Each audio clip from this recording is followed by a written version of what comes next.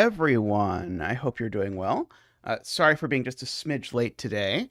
Uh, I was going to go get myself a glass of tea, and then I somehow. What did I actually do? I don't even know what I actually did. Well, I'll get up and get myself a tea in a bit because Tristan is away today. Uh, but welcome, everyone. I might or might not make it through this first puzzle without getting a glass of tea. We shall see. Uh, Okay, but our first puzzle today is by GDC, whose puzzles I always enjoy.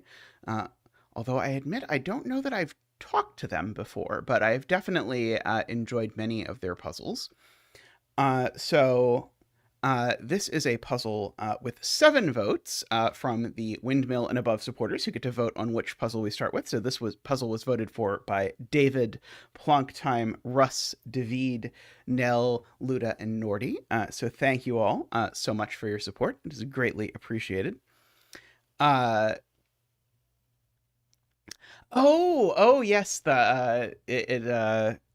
we have made it to where I set a puzzle for Rank's Renbon theme week, which has apparently made it through. So that was a fun puzzle to set. I'll have to go look at that. I haven't actually seen Rank's solve of it yet, but I really love Rank's adventure series. If you are looking for like bingeable 6x6s. I think Rank's Adventure series does a really good job of that. I actually, of late, I have a habit of just, whenever I have a moment, just going through and testing all of the 6x6s that people are considering for Rank's Adventure series. So I quite enjoy it, and I do highly recommend it to you.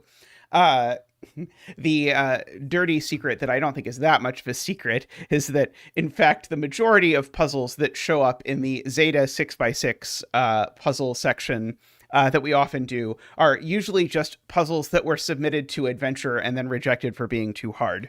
And so then they end up here, where we are happy to do them, I should note. But that is frequently the story of how things end up in the zetamath 6x6s.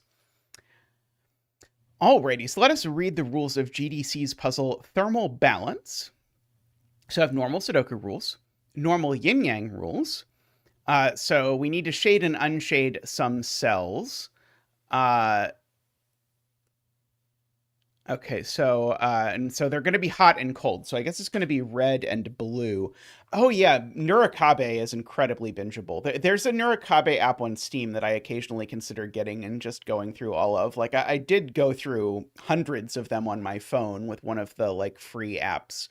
Yeah, Puzzlink is also a good source of things to binge, although I find that it's a lot less nice than it used to be. I think part of that is that I used to have a plugin that made it work a lot better, but also I think Twitter made it stop working. This is even more distracted than my usual opening, but we'll make do with it. So the value of a cell that is, we'll say, red is 1 more than its digit, and the value of a blue cell is 1 less than its digit. And every cell needs to be red or blue, and I'll make it that blue, I think. And we aren't allowed to ever make a 2x2 of the same color, so we have to keep that in mind. And likewise, we are not able to disconnect the colors. So the reds are all connected and the blues are all connected to each other. And so just to remind you of the two sort of little known, or maybe little known, the opposite of little, well-known secrets of yin yang. The border pieces themselves have to be connected. So if I actually did have this as part of my solve, it would actually force all of the red to be looking like that, because I cannot have the red around the border be disconnected. And that's because if you imagine I did something like this, just to show you this, if you've never thought about why this is before, I have to connect the blue to the blue, and I can do that in lots of ways. but all of the ways of doing it make it impossible to connect the red to the red. And so I can't simultaneously do both if I have something like this. And so that means almost always the break-in for any puzzle that is a Sudoku puzzle that has the word yin-yang anywhere in the rule set, almost always the break-in is to consider what is supposed to happen on the border. So for example, this length 1 arrow, there's definitely a break here. And that's because otherwise the circle would need to be equal to that. In general, the circle is the sum of the digits along the arrow. And so that is how that is going to work. Okay, and then white dots separate cells with consecutive values. So we have that as well. Likewise, there is a border there. Okay. So I think that is all the rules. Now, I guess that means, yeah, 0 through 10 are all game. The actual digits in these differ by 2, is, I guess, what this means. Because every cell is red or blue. So no cell actually counts for its face value. Every cell either counts as one more or one less. So we have that. So for example, the sum of these cells has to be at least 6 because the 4 sum to at least 10 normally, but they could all be blue, in which case they would sum to a minimum of 6. So that means this number is at least 5, if you would like. Probably we should start with this giant arrow, because these cells, for example, sum to a minimum of 10, right? Because I could make them 1, 2, 3, 4, 5 and make them all blue, and that would make them sum to 15. So I have to do that because the most I can make this count for is 10 by making this a red 9. So this is a red 9, which may or may not be a Star Wars thing. It's close to it. I think it's red 5 in Star Wars, but we'll bring out Zach for the 9 dance. Ba-boop-a-doop. Woo! Ba-doop-a-doop. Wah! Ba-doop-a-doop. Wee!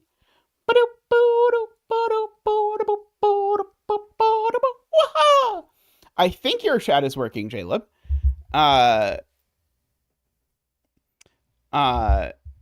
So these are all blue, and this is also blue, because keep in mind what I proved is these sum to a minimum of 10. So therefore, these all have to sum to 10. So this has to be a 0. Oh, sorry, I was going to do the other blue. I think it's a little less oppressive. So this is a 1, and these are a 1, 2, 3, 4, 5. That is a 1. These are a 6, 7, 8, 9. Of course, those are not the 9. Yes, we have a 2x2 rule. Excellent. Jim remembers that there are rules in the puzzle. I had already forgotten about the whole there are rules in the puzzle thing. So that is red to avoid a 2x2 here. Now, interestingly, that has increased the minimum value of this arrow quite considerably, because now these need to sum to a minimum of 6 themselves. And because of this 1, so these are at least 2, 3, 4, which would be 9, but if they were all blue, that would only be 6. I'm ignoring more 2x2s. Oh, like that 2x2, for example, and that 2x2. You're right. Okay. And now we have a checkerboard avoidance pattern. So I can't actually make this cell blue. It looks like I could make this cell blue, but the reason I can't is that I need to connect all the blue to the blue.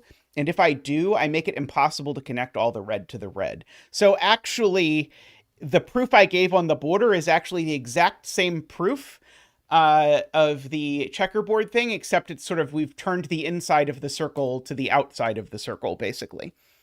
So anyway, so basically you can never have a checkerboard anywhere in the puzzle, so that is always going to be red. Oh, I'm still missing one. I'm still missing that's red. And so now that's red because of the avoiding a checkerboard. And that is quite interesting because now I have a number that is counting at least as 7 on this. So so this is now forced to be a 10 as well, because the minimum I can make this is a 7, by which I mean if I make this cell a 6, its value is 7. The minimum value of these is 0, 1, 2, which is 3. That's still a minimum of 10. So I have to, in fact, do that thing I just said. Make those 1, 2, 3. And so now that 9 is placed over there. This is a red owing to the avoiding a 2x2 rule. These two are different colors, and so I need to make them different colors in the way that doesn't create a checkerboard. So in other words, this is red and this is blue. If I did it the other way, it would insta-checkerboard. And we don't want to insta-checkerboard. We want to avoid the insta-checkerboarding to the extent that it is possible to do so. This is blue. Pink Maple points out to avoid a checkerboard. That's also good. Let's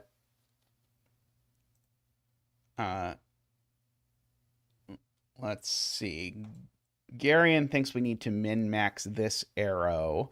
Let's see. The minimum of these is 6. Yeah, it's 6. Plus the minimum of these is 3. So yeah, I agree the absolute minimum I can make these sum to if I make them absolutely all blue is 9, but this cell can't be 9, so this cell is a red 8. All of these are blue. And we've got well, that's the 1 up there, and these are 1, 2, 3. These are 2, 3, 4. I do know there's a 2 on this because they're the same color, so that is not a 2. Yeah, the chat is moving quickly, but yes, there is a 2x2 over there.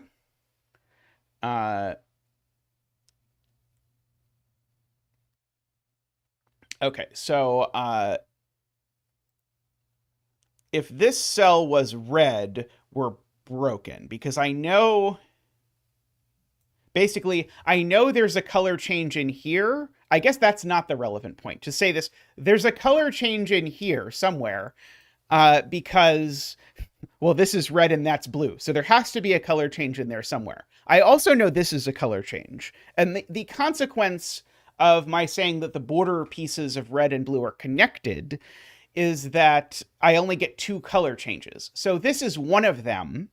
And therefore, what that's saying is I actually have to extend this blue and this red like this, which is going to give me some more 2x2s and some more 2x2, or sorry, and some more checkerboards to avoid.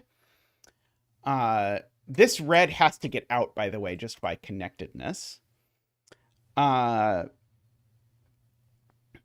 see. I can get rid of this now. Oops. Like that. Okay, now I should probably contemplate what is happening with this arrow, because the absolute minimum I can make this arrow sum to is now 9 as well. Namely, if I make this a blue 5, 6... Oh, no, sorry. Well, this has to be a red 9, because the value here is a minimum of 9, and I can't use an 8. So this has got to be a 9, and it's red, as Laura points out, because of the 2x2. And so these, if I make either of these blue, I don't think it works, because the minimum, if I make one of them blue, is 10. Oh, no, that would work. Actually, that would work, so never mind. So, but assuredly, I can't make... Assuredly, I need a 5 here, I guess, is the thing that's certainly true.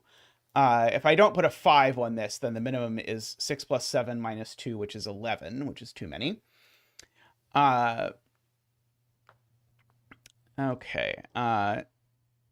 Jim points out red needs to get out of box 1, and it can't get out that way. So we can red that way. Okay, and so now this cell can't be red, because if this cell was red, it would make that cell red. And so this cell's definitely blue.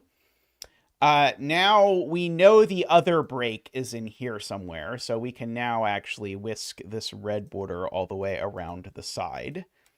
And we can fill in a couple more blue cells. Let's see. Oh, I hear a wondering Tristan. Let's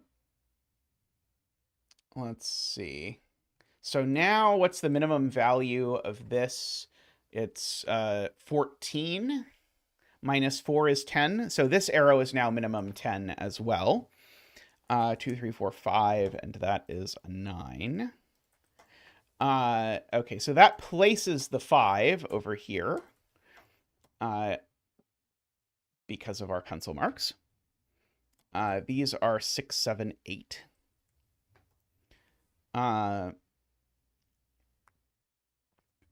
Let's see. Okay, so that gives us a quintuple in this column. So these cells are 6, 7, 8, 9. And we know which one of them is the 9. That one. Let's see. I know one of those two is 9, but that doesn't tell me anything right away. Can this really be 9, I guess, is the question. And I think the answer is no, it cannot really be 9. Because if this is 9, it would, of course, have to be blue, but then it would still be 8. Actually, maybe it just works if these are 1, 2. No, that does work. Yeah, if this is 9, 1, 2, that actually sums to 9, and this could be an 8. Never mind. Okay. So we've got that. Oh, these are all blue. Chat points out I should color them because they needed to be blue in order for this to work. Okay, so that means this red needs to get out, so it gets out there. Now this is blue to avoid a 2 by 2.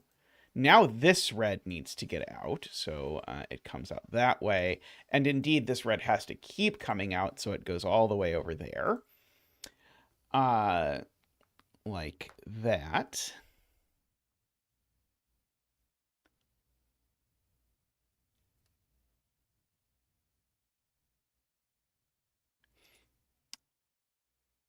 Okay. Oh, I actually figured out what this arrow was, and I just never filled it in. This was a 6, right? That was the only way this actually worked, is if this was a 6 counting as a 7. I just never filled it in. Okay, so we can do that. That'll probably make life a little bit better. Okay, so what is this digit?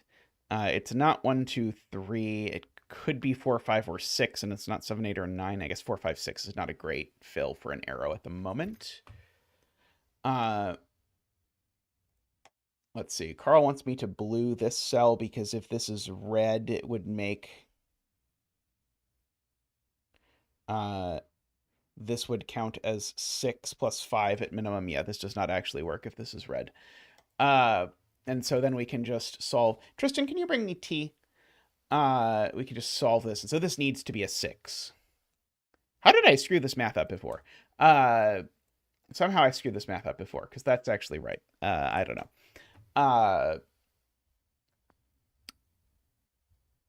Let's see. Okay, so these are known. These are 7, 8. Oh, that's not right. I didn't screw the math up before. I screwed up the math this time. You're right. Okay, because it's actually, it's got to be 12 minus 2 is 10. Okay, there we go. Okay, so these are 6 and 8. Thank you, chat. Okay, and that is 6 and that is 8. There we go. Okay, this isn't a 2 for sure. Thank you. Let's see. Garion has a Sudoku-y spot, which is where do 6 and 8 go in box 2. They have to go here and here. In particular, there's not room for this to be 7. So that's 8, and that's 6, and that's 7. And now AFK places the 6 in this column. Have a difference of 2 in actuality is the way that I should read this. So these are either both odd or both even, I guess, is a way to think about this. Though I think my actual preference is to just not think about it at the moment. I don't really want to think about this arrow, if I'm being completely honest. This looks horrible.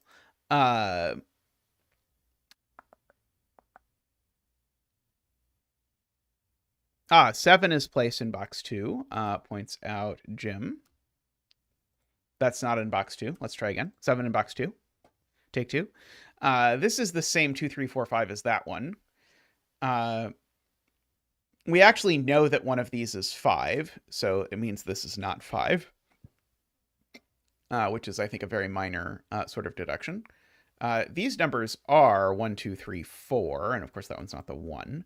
So that actually does give me a 1, 2, 3, 4 quadruple over here. So these are 5 and 7 for the row.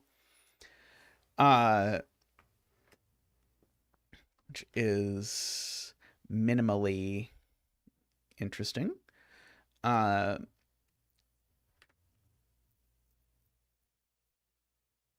Let's see. This number isn't 6, 7, 8, or 9 just by Sudoku. So this is 1, 2, 3, 4, 5.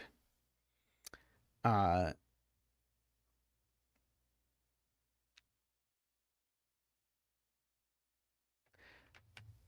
this number is 2 less than... No, this number is 2 more than this one, right? It's 2 more because this is the bigger one. So I can't make this a 5 because it would make that a 7. A 4 would make this a 6. A 3 would make this a 5, which it can't be. A 2 would make this a 4. And a 1 would make it a 3. Bleh.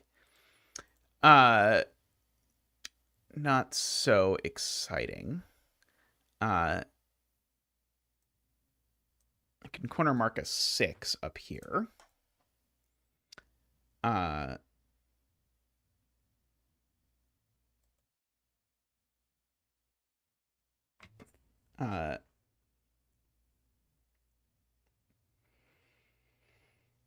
Column 1 has an 8-9 pair here, points out Garion, which is very nice, because that cell can't be 8 or 9.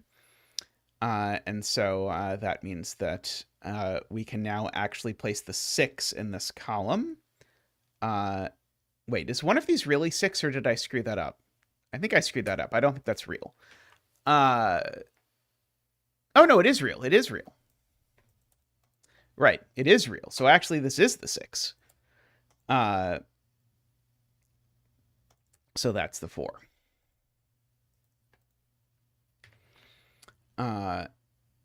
One of these two is the 4. Oh, right. This is a 1, 2, 3, or 4, but it's not a 1, 2, or a 3 by the box. So this is a naked single. You're right, Jaleb. So that's a 4 and a 3 and a 2 and a 4.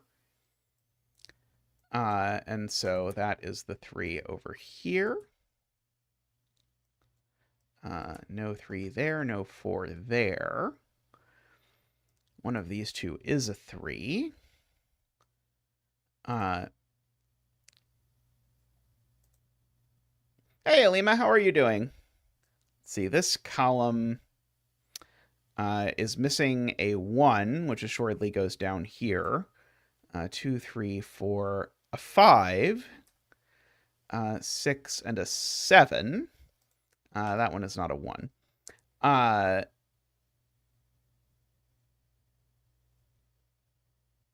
Okay. I think 9 can go on this arrow unless that's changed. We did this calculation before. I know one of...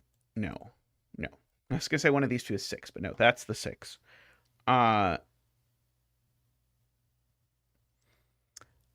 Let's see. Okay, these are from 5, 6, 7, I guess.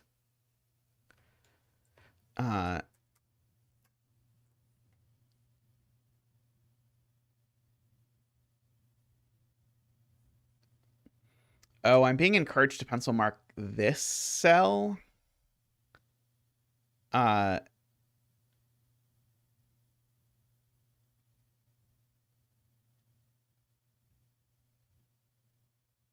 I'll look at the triple in box 8 instead. 4, 5, 8.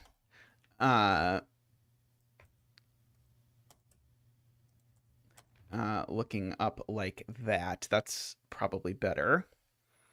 I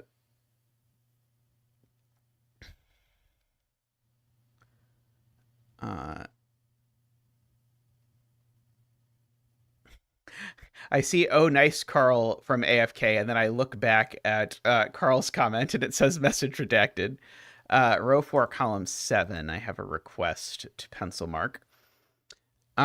So, see, this cell is 2 larger than this one. I can look down here so that I don't have to think about this again. So this isn't a 1 or a 2. And so this number here is 1, 2, 3, 4, or 5, and this can't be 3 because that's not 5.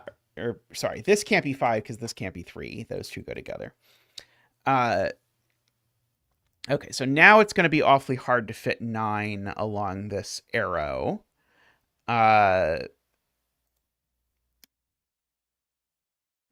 So now maybe we can place the 9 there. And that probably buys us... Oh, it's not quite our last 9.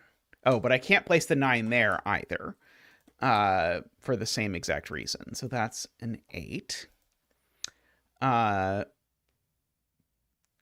The row does have a 1-2 pair. I agree.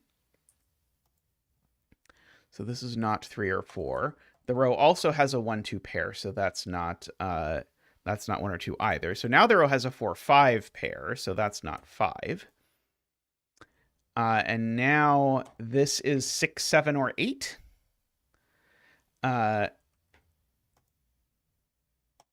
Okay, and so that's going to be interesting with what this could possibly be.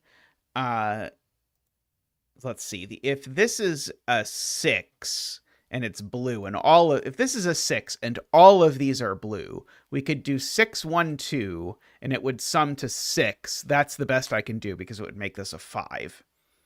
Okay, so we have to do that. So all of these are blue. This is a 6 with a 1, 2, making that a 7 and a 5. Now, this is red for 2 reasons. Take your pick, but this is now red because of connectedness of red. 4, 7, 8, 7, 8, 6, 5, 6,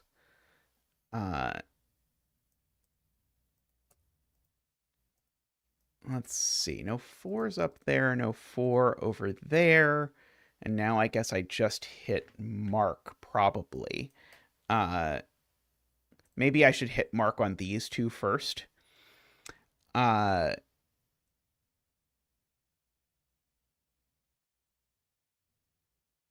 didn't actually help.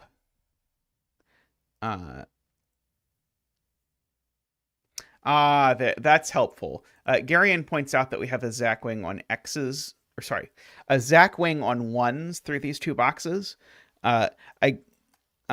Because 1s are both in rows 7 and 8. So our 1 in row 9, in other words, is down here somewhere. So that definitely is not a 1. 1, 2.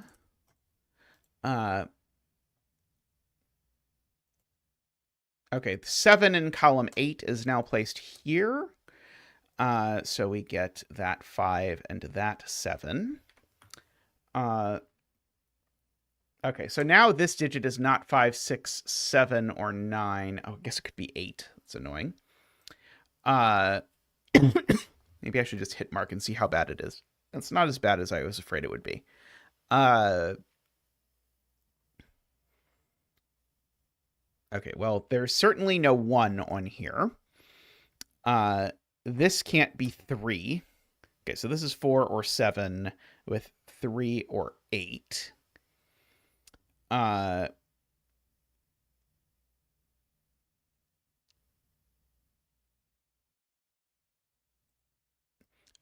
Laura points out there's a 2 in one of these two cells, so that makes that digit the 2 over here. Now there's a 3 in these cells, and so there's a 3 down here somewhere, and if there's a 3 down here somewhere, none of these can be 3. We also said none of these can be 1 for much the same reason. So we've got all of that. In fact, actually, the 1 is placed. It is there. So this seems to be a 4, 6, 7, 8 quadruple. Correct me if I'm wrong. And so that means these need to be 3 and 5. So that's a 5, and that's a 3, and that's a 4. 6, 8, 7. 2, 3, 4, 8. 8, 5, 4, 2, 1. 3. 3, 5, 1, 7. 3, 2, 1. 5, 3. 2, 4, 5, 4. 2, 3, 1. 1 and 2.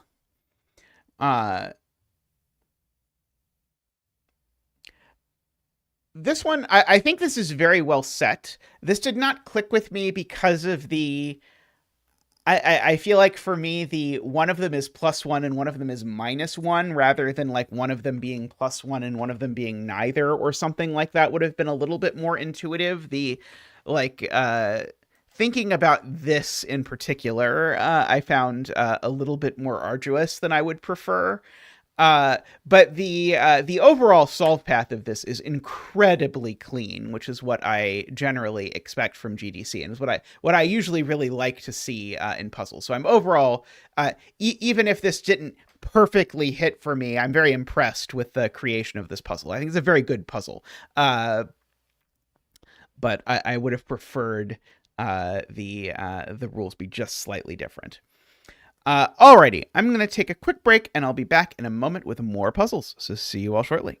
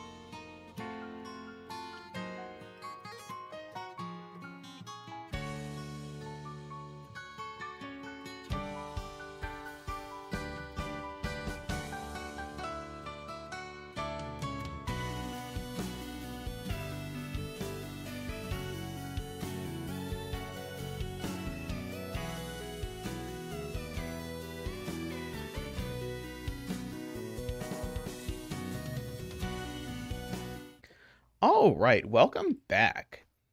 Last time that I streamed, I did a number of Octoquadri puzzles by the Bookworm, which are these cute little 4x4 puzzles that I'll explain the rules of in a second. But Bookworm has published 16 of them, and I have so far done 12, so I am going to do the remaining 4. I will note the remaining 4 are marked as being harder than the other ones we have done, so this may take a bit longer. Also, the Bookworm notes that these were designed, or this idea for mini Sudoku puzzle was designed by Analytical Ninja. So I went and checked out Analytical Ninja's puzzles, which I have not done in a bit. And I could not find Analytical Ninja's Octoquadris. So if someone knows where those are, if they could post them on the Discord, that would be awesome. However, I did find that Analytical Ninja has set a samurai puzzle of mean minis, which just sounds fabulous. So I kind of want to do that after this, but we'll see. So I all kinds of things all around. Okay, so how does an Octoquadri work? So an Octoquadri uses 8 of the 9 digits from 1 through 9 to fill the grids. Each digit needs to appear exactly twice. So 8 times 2 is 16. So the math works out. And no digit can repeat in a row, column, or 2x2 box. Okay, and then we have regular stuff. So, for example, these need to be from 6, 7, 8, 9, for example, because these are a sum of 3 distinct digits. Okay, so we have at least 3 high digits in the puzzle because we know there's a high digit in here. Let's see. I know none of these are higher than 6, for whatever that is worth.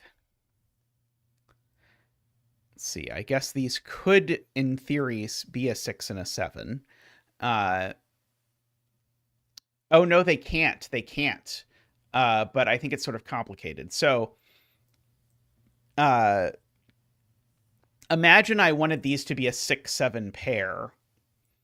That would require me to make these a 1, 2, 3, 4, and these a 1, 2, and that makes the math work. Except now I've used 2 1s and 2 2s, and now I have to make this green line work without 1s or 2s, which I suspect is not possible, although I'd better, I guess, check that. Yeah, because I'd need to use...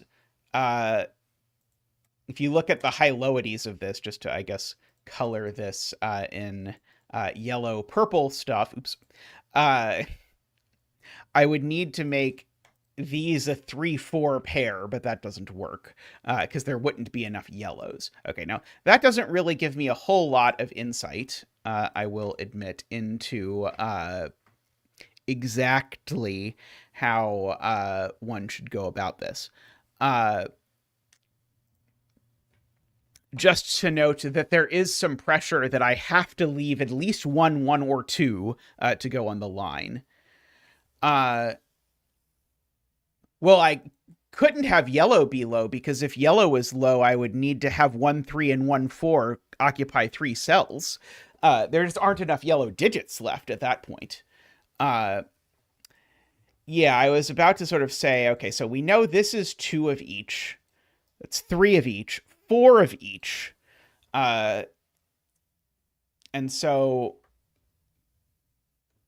at a bare minimum, that is 6 highs that we have in the grid somewhere.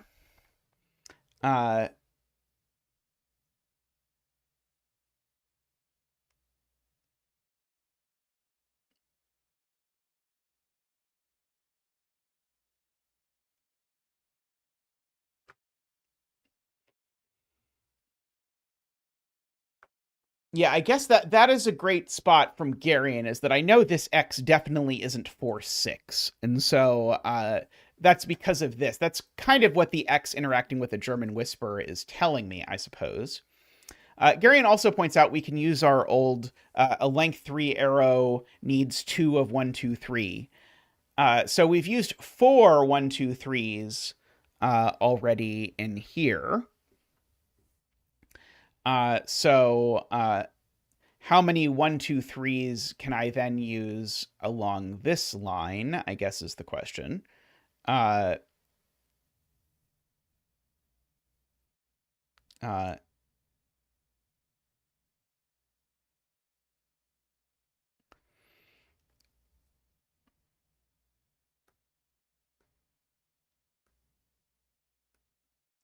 okay, so yeah, so Garian's point is if these are low, then that's 6 1, 2, 3s, because these can't be low and be 4. They can only be 1, 2, 3. But the problem is that that makes this cell also a 1, 2, 3, and that's 7 1, 2, 3s. So I agree with Garian. If we try and make purple low, we end up with 7 1, 2, 3s in the grid at a minimum, and that's not good. So purple is high. And yellow is low.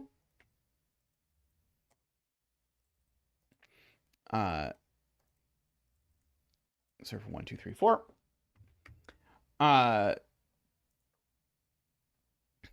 These are high now, so I can orange them. Now, I can't have 2 4s in here, but one of them has to be a 4, because if neither of them is a 4, we've used too many 1, 2, 3s. But if both of them are 4, then these would both be 9, and that does violate the rules. So exactly one of these is a 4, and the other is a 1, 2, 3, and ergo there are no 1, 2, 3s left in the entire puzzle. Which means that this X is a 4, 6 kind of X. And one of these is a 9.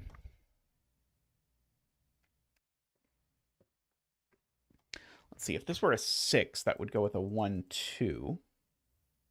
Oh, no, right. Sorry, you're right. That could be the 1, 2, 3. Right, sorry. Right. This just can't be 1, 2, 3. Yeah, these cells aren't 1, 2, 3. Is what we were saying. Yeah, I agree. I did jump the gun on that because I was double counting this cell.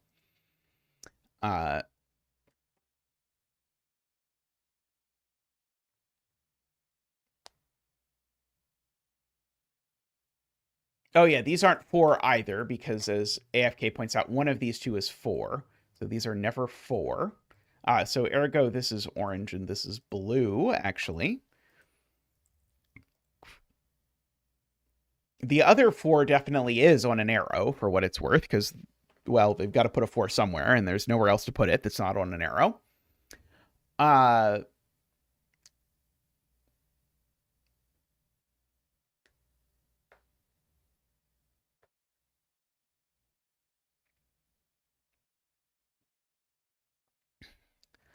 Let's see. Okay, these I can certainly fill in. These are both 7, 8, 9s for sure.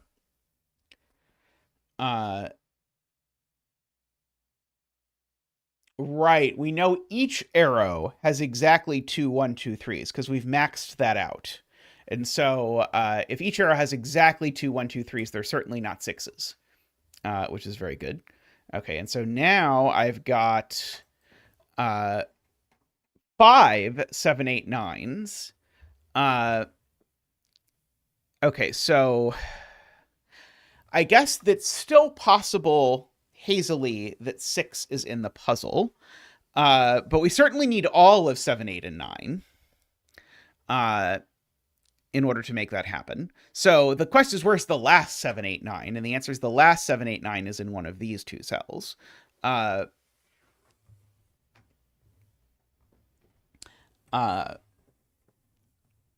It's not 100% clear to me if 6 is in the puzzle or not.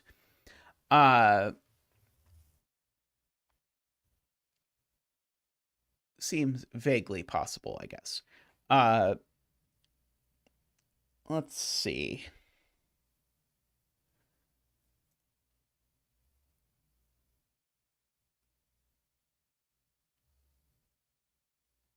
Yeah, if 6 is in the puzzle, then it goes on a 1, 2, 6 arrow summing to 9.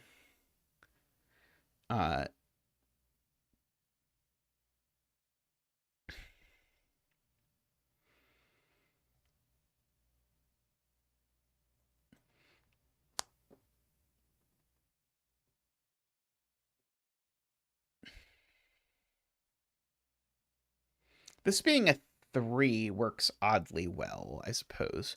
Uh,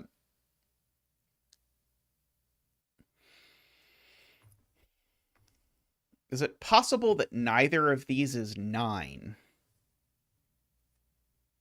Is maybe the question. So if these are a 7-8 pair, does that break? I guess is a natural question to ask. And so then one of them would be 1, 2, 4. The other... Oh, the other couldn't be anything, right?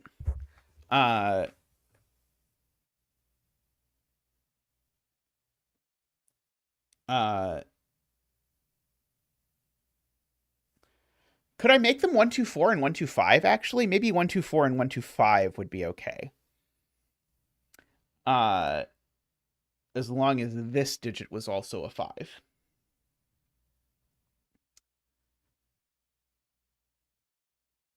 It would make these two a 1, 2 pair. Basically, I was just noting that this could only be 4 in this very specific universe, that this is 9 and these are a 7, 8 pair. That was what motivated me to ask that question.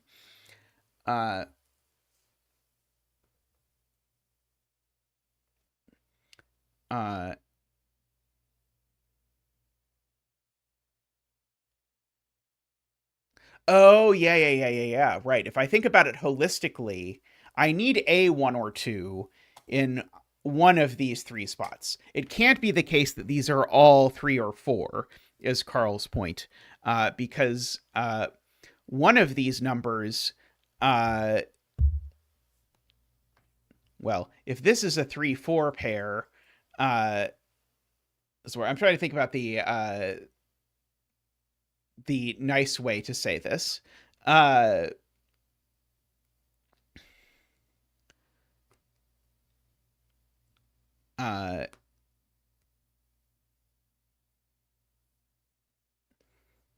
Yeah, I guess the way to say it, which I'm not a huge fan of, is that either those two would both be 3s or these two would both be 3s. That doesn't work. I certainly need a 1 or 2 on this whisper, or it doesn't work. Basically, if there's no 1 or 2 on the whisper, then I need every one of these digits to be an 8 or a 9.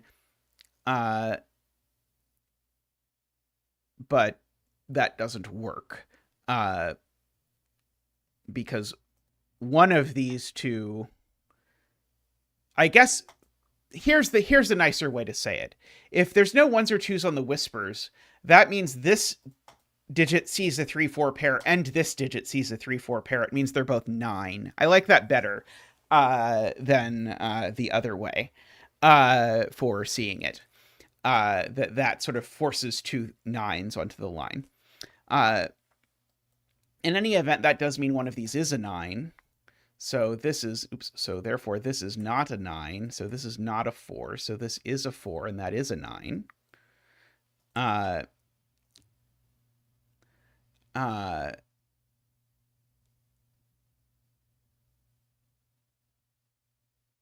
Okay, this can't be a, oh no, this can be a 2. Darn it. Okay, well, this can't be a 9 anymore because we know the other 9 is down there. So that's not a 1. It's a 2 or a 3. These are a 7, 8 pair, funnily enough.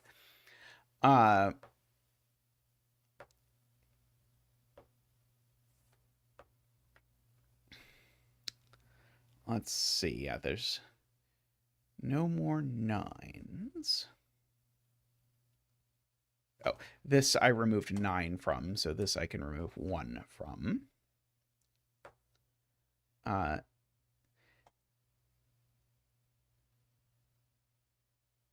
Funnily enough, this digit's never a 2. If you look at what that does. Oh, wait, no, I'm wrong, sorry. Don't listen to me.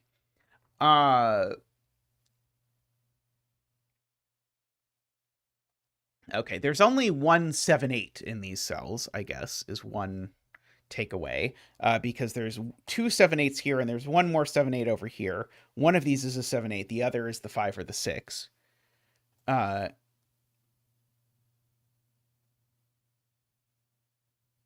never a 3 is what I mean. You're exactly right. Never a 3, because if this is a 3, we put the 8 there, and we put it next to a 3. Right. I agree.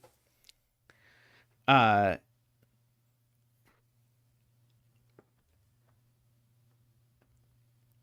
uh,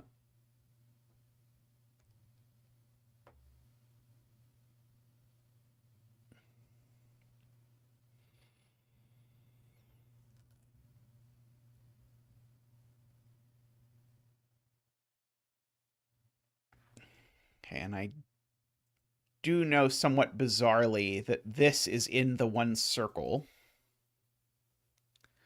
Uh, if this is a 1, I know one of the arrows is 2, 3, 4. I don't know that that's hugely impactful.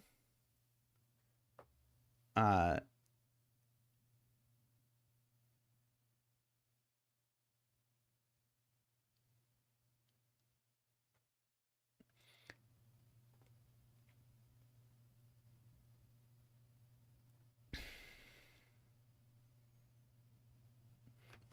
let's see. I'm trying to think about combinations that do things. The thing I like about these puzzles is the sort of the global counting of how many times each digit shows up is very interesting, although it still takes my brain a little bit. I was just thinking, if this is a 6, it means that one of these arrows, in fact, this arrow is a 9 with a 6 and a 1, 2. So that would be the only 1, 2 other, or the only of that 1, 2. So the other, I guess, would have to be an 8 with a 1, 3, 4 in that universe.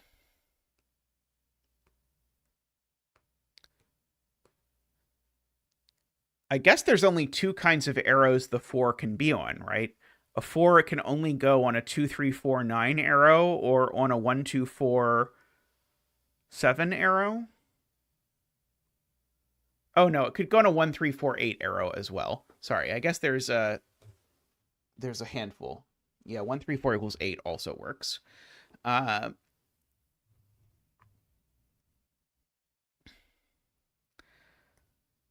I wonder if we're supposed to do something clever with the fact that these add to 10. And think about the sum of all the digits in the grid. Because, like, I know that these have an even sum for sure. Uh,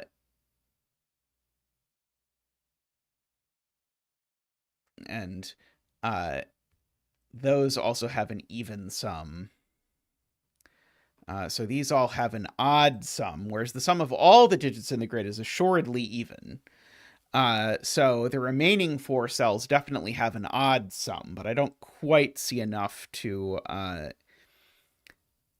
make use of that, at least not yet.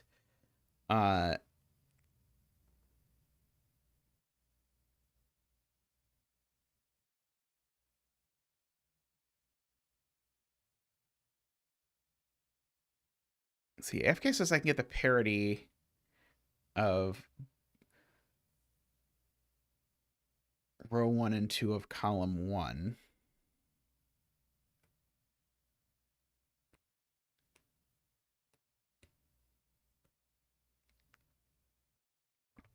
Uh,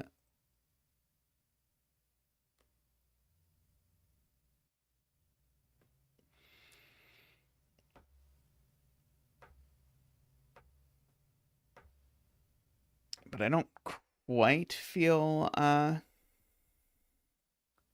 let's see. Both Gary and AFK say these two are always the same parity. Because, for example, if they're 7, 2, then it breaks the X, and if they're 8, 1, I don't see what's wrong with them being 8, 1.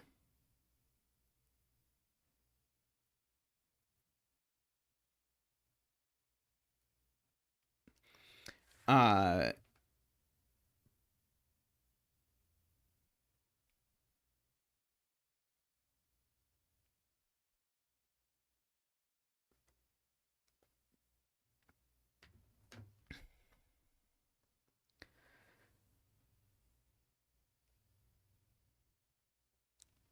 let's see. Yeah, Garion gives me a way that goes through this whole bit down here.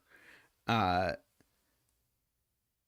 that feels a little feels like a little bit of a stretch to go to. But let's see. If we just take for granted that these always have the same parity, does it get us anywhere? Because then we're saying all of this has an even sum, that has an odd sum. So just saying these two are opposite parities. I'm not sure it really even does anything quite.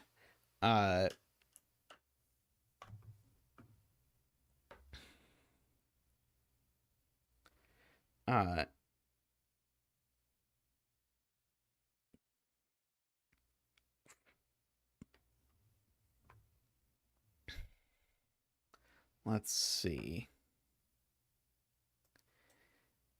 Yeah, this 7, 8 is definitely down there. So here's an interesting point.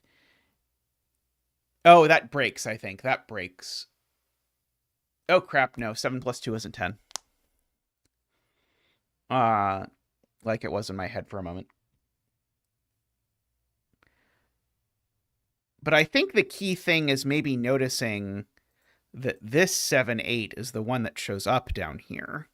So if this is a 7, we've already burned this 1, 2 completely once we take into account that one of these is a 1, 2, 4 arrow. And so then my other arrow, at least assuredly, has a 3 on it.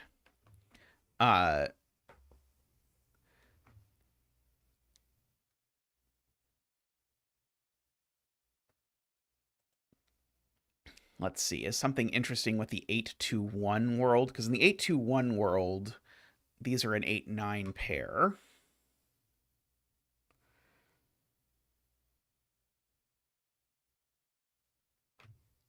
And we've only got 1, 1 and 1, 2 left. So the 9 is certainly 2, 3, 4. And then the 8 has to be 1. Wait, doesn't the... I don't think that worked, did it? If this is an 8 with a 2 and a 1, then now my 9 arrow has to be 2, 3, 4. But now my 8 arrow can't have a 2 on it because I've now used all the 2s.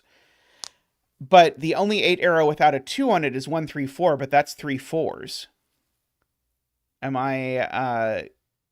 I doing that wrong? I don't think so. I think the 8-2-1, I think, incinerates too many low digits. I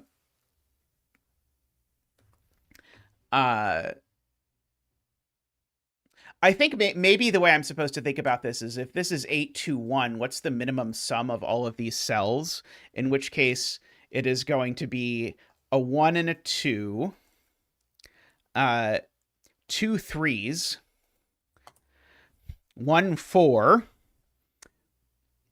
and then a 5 or 6. But that's 18. So that is the correct way to think about it, is that actually I could do it the somewhat torturous way that I sort of bullied that out of the world. But the nicer way to think about it is that if I allow myself only 1, 1, and 1, 2, then that's not enough leeway. So this has to be a 7 is the upshot of all of that, with that being a 3. And so now these are a 7, 9.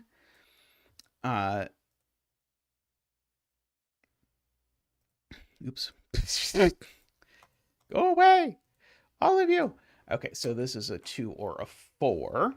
Okay, so the 7 arrow we know is 1, 2, 4.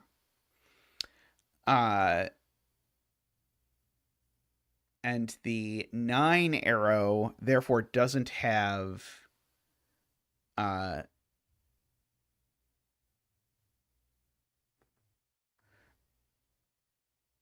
Right. The 9, so the 7 arrow is definitely 1, 2, 4. The 9 arrow needs to have a 3 because we haven't used the second 3. So the second 3 has to be on it.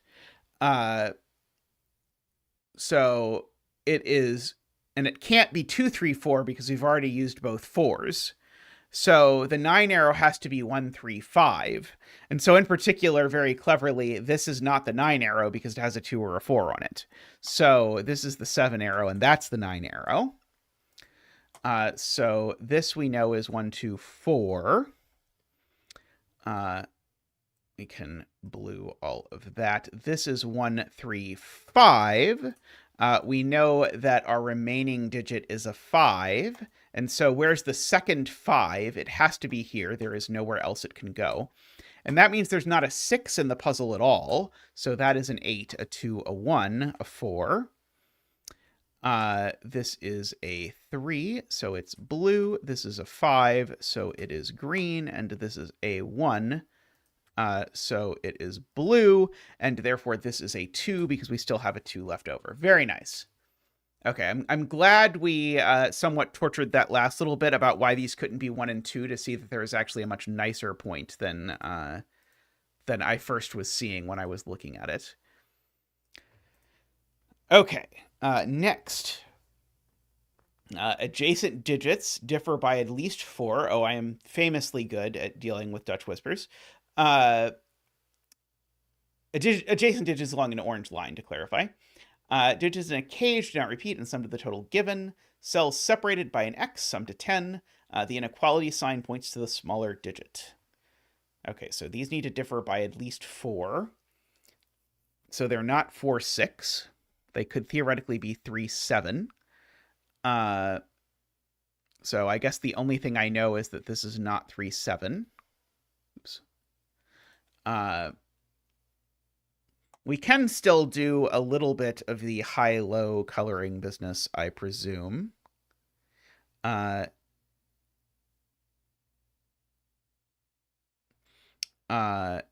that is true. Dutch whispers, so you're probably more used to thinking about German whispers where they strictly alternate high and low. Dutch whispers don't have to strictly alternate high and low, but the only way that they avoid doing so is to go from a 1 to a 5 to a 9, or a 9 to a 5 to a 1. And since this little loop has length 5, that length is odd, so it can't just alternate around this loop as Vish's point. So there's definitely a 5 and a 1 and a 9 in here somewhere. So we can sort of corner mark 1, 5, and 9. 1, 5, and 9 are definitely in the puzzle. They conveniently sum to almost 14.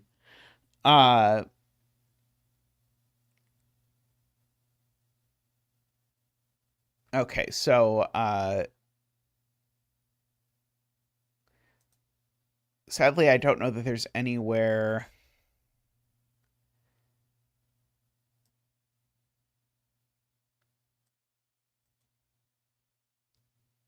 This is a 5. These are a 1, 9 pair.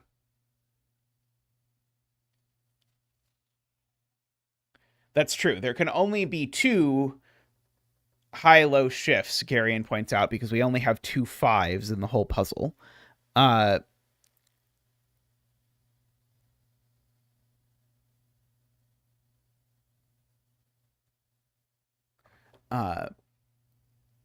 All I was seeing was that if this was a 5, it was going to mean this X couldn't be 1, 9. If this X is 1, 9, then we only get 1 high-low shift, right? I guess if you just ignored this thing, what we would know is around the border, because the border has an even length, there are an even number of high-low shifts, right? And so that number is either 2 or 0, right? I think that is correct. So if this X is 1, 9, that number is 0. Now I know this little loop definitely has one, but the one it has could be on the big loop, or it could not be on the big loop. Uh,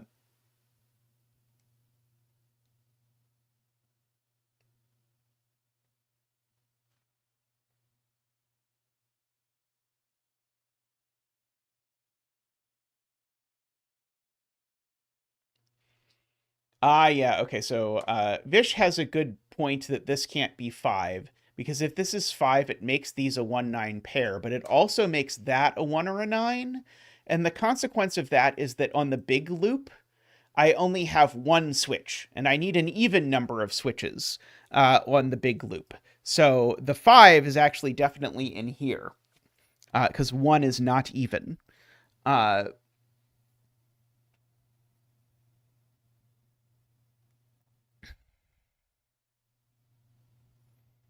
Now, the 5 being here also doesn't work for a similar problem, which is that if the 5 is here, I use a 1 and a 9 there, but I also use a 1-9 there. And that doesn't work because now I can't have my switches. Because again, my switches require all of 1, 5, and 9, so I can't burn one, which I would have to do. So that's not a 5 either. Uh,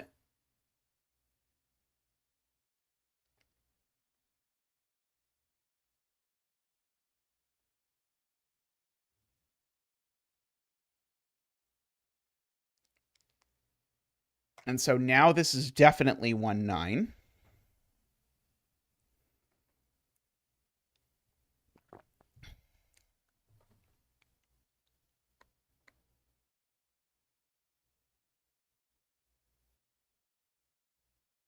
There can be one switch on the inner loop and no switches on the outer loop.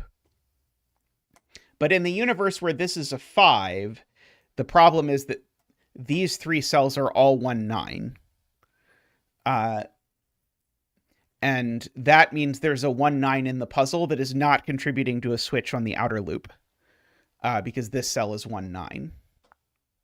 I'm trying to convince Vish that Vish was right before Vish convinced Vish that Vish was wrong. But the inner loop has an odd number of switches, so it's totally fine either way there.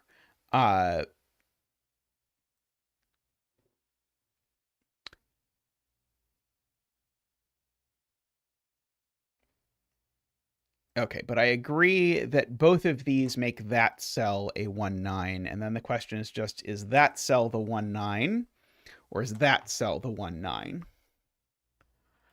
I know one of these two is a 1-9, which is unfortunately not immediately helpful for the X.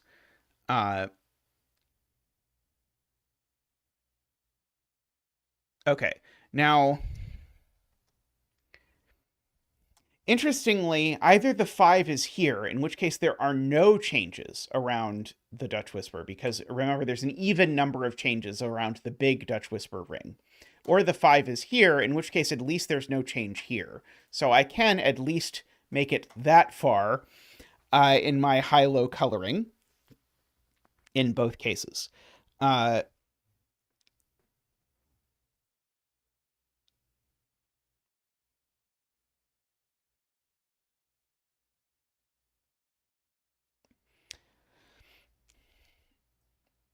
It's not going to turn out that the point is that you can't make a 3-cell 14 without a 1 or a 9, is it? That is not the case. Okay. I've confirmed that that is not the point. Okay, so just if we were imagining that we had used... Actually, can I do it without a 1, a 5, or a 9? I still can, but I don't have a lot of options. So if there are, in fact, 2 switches in the loop, then this cage only has 2 options, which is somewhat interesting.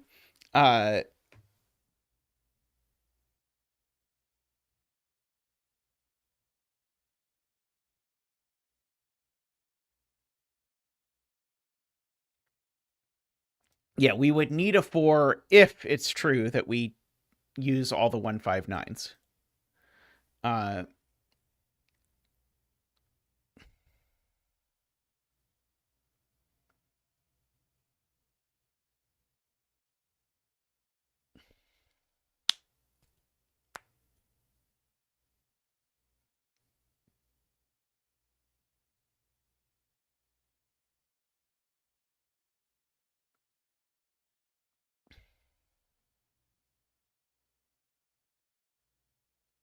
Yeah, 4s need an 8-9 pair as things.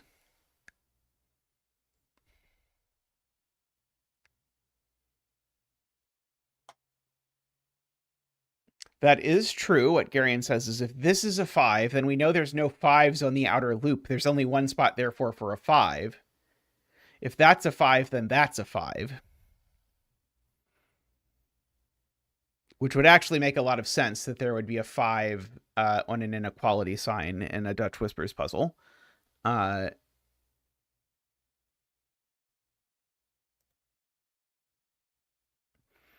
uh,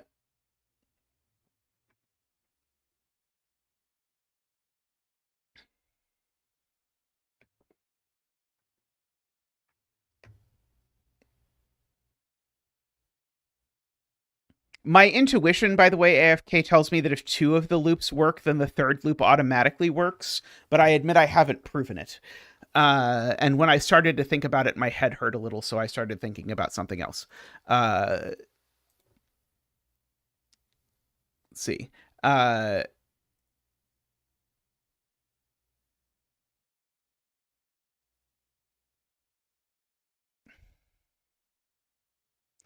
Yeah, I guess it's worth noting if the 5 is here, this does alternate strictly around here in a completely predictable way. And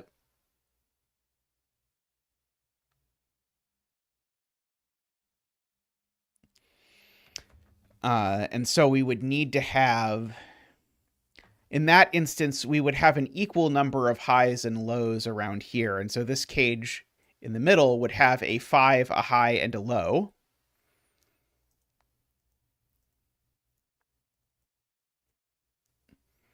Which seems very plausible.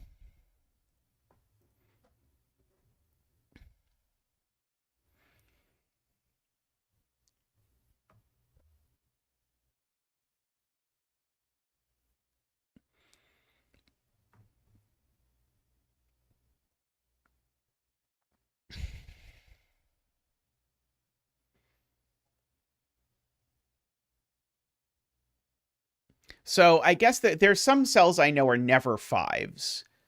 So like this cell, yeah, it's exactly actually what Carl is saying. This cell can't be 5 because this cell is only 5 in the universe where this is 5, because there's either 2 5s or 0 5s on the outside loop. So if this is 5, that's 5, except if that's 5, these are both the 1 9, so that's neither a 1 nor a 9. So this cell's just always yellow. And so this cell isn't 5 either, because if it's 5, then it needs to be next to a yellow 1 9, and this isn't a yellow 1 9. So this is purple always. This can't be a 5, because if this was a 5, then that would be the yellow 1 9, but it can't be. Okay, this works better than I thought it was going to. And now, unfortunately for this one, I think this one can be a 5.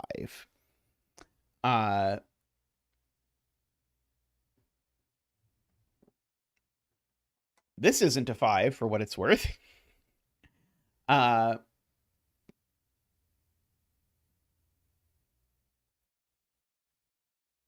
So if I look at places where the second 5 could go, actually, it's not very many. The second 5 would, I think, have to go in exactly one of those 2 spots if there's a second 5 on the loop, right? Oh, and it can't be that one even. That can't be a 5 either. Because if that cell's a 5, then that's a 1 9. So, yeah, the only place, so if there is a second 5, the only spot is there. So these are all not 5 is what I mean by yellow purple.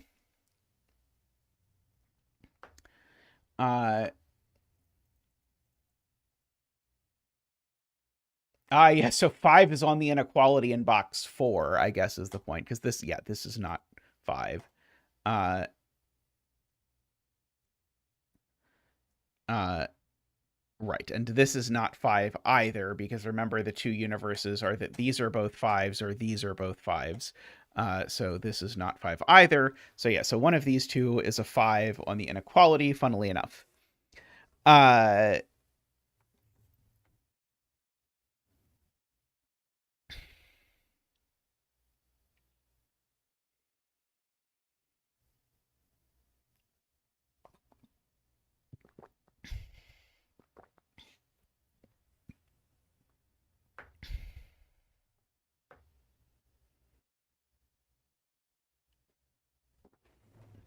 uh, does make sense from that point of view. Yeah, I agree. Uh,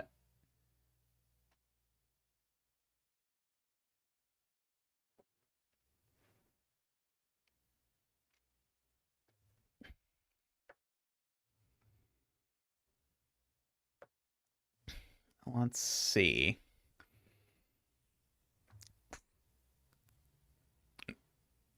Hey, Bill, how are you doing? I am trying to imagine what would be wrong with any of these things. Uh,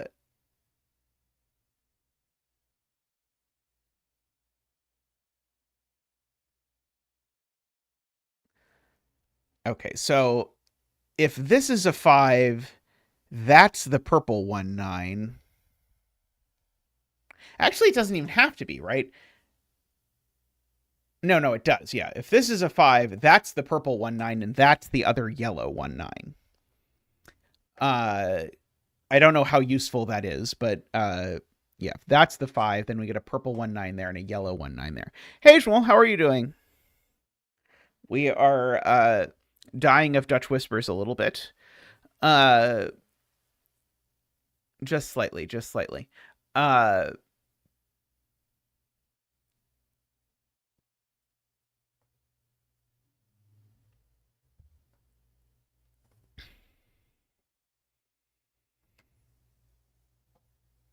uh,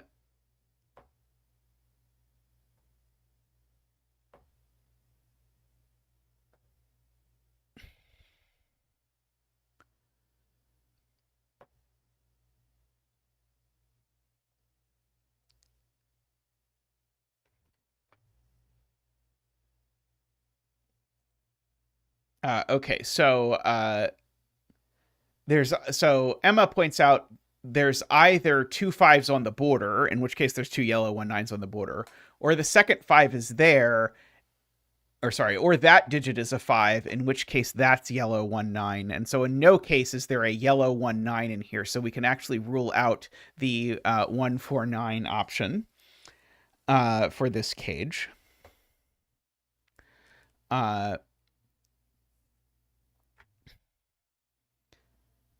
Yeah, we know one of those two is purple 1-9.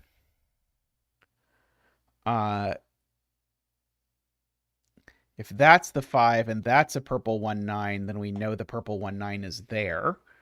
Uh,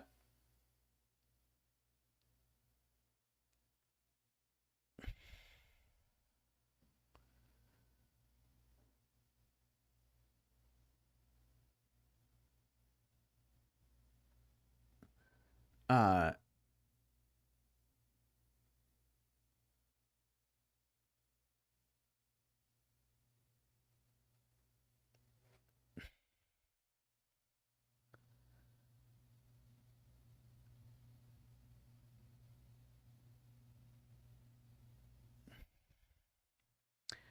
uh,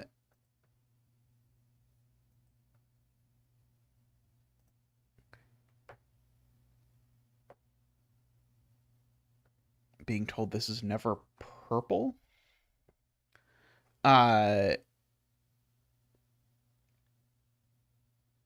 Oh, it can't be purple 1-9. Uh,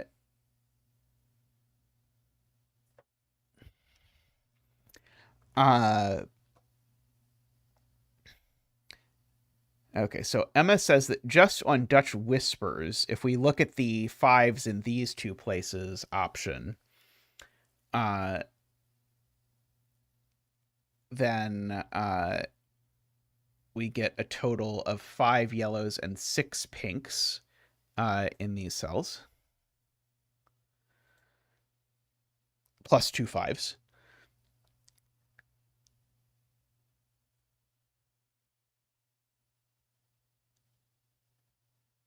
With one switch, it's 6 of each. And a 5. And in that universe, there's a 5 in the cage. So what's left over in that instance, I suppose?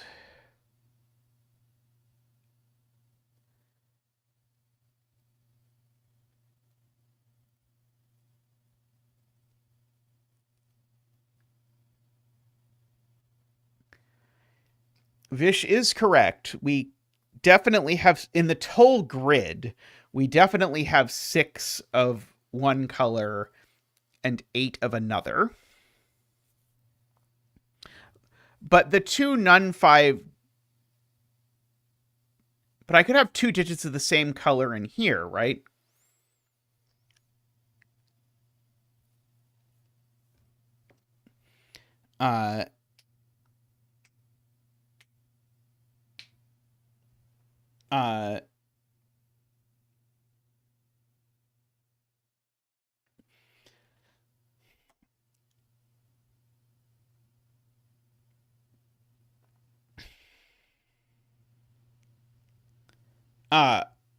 Okay, yeah. So the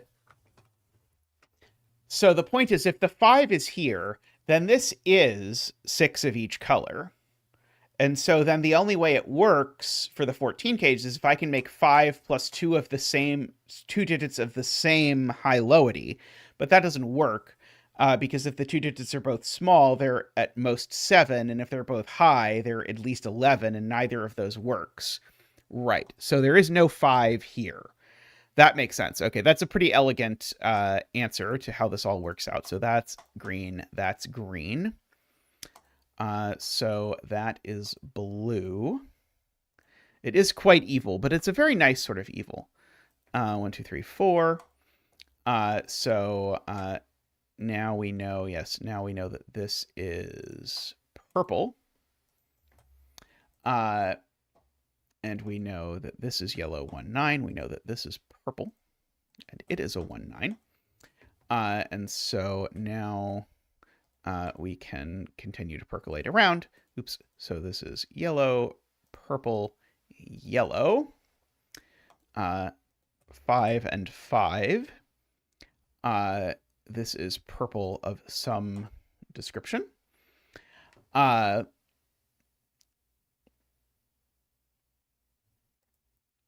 Okay, so these aren't 1, 9 anymore, because there are no more 1, 9s in the grid. And so the 14 cage is indeed, as we hypothecated at the beginning, 1, 5, 9-less. So the cage definitely has a 4, and then either a 2 and an 8 or a 3 and a 7.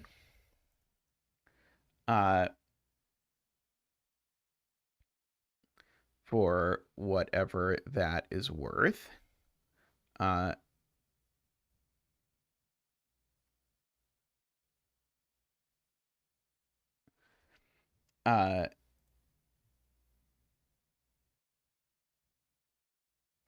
right, yeah, blue is never 1, right, because we've said there's no 1, 5, 9s in here.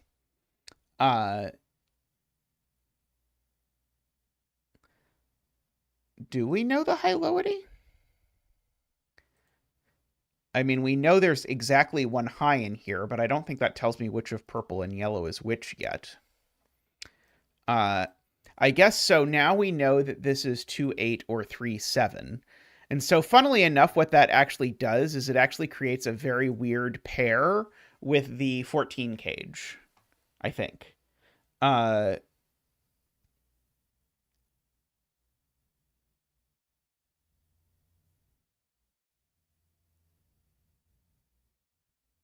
Not quite, I guess, but we do have 2 numbers that add to 10 in the 14 cage.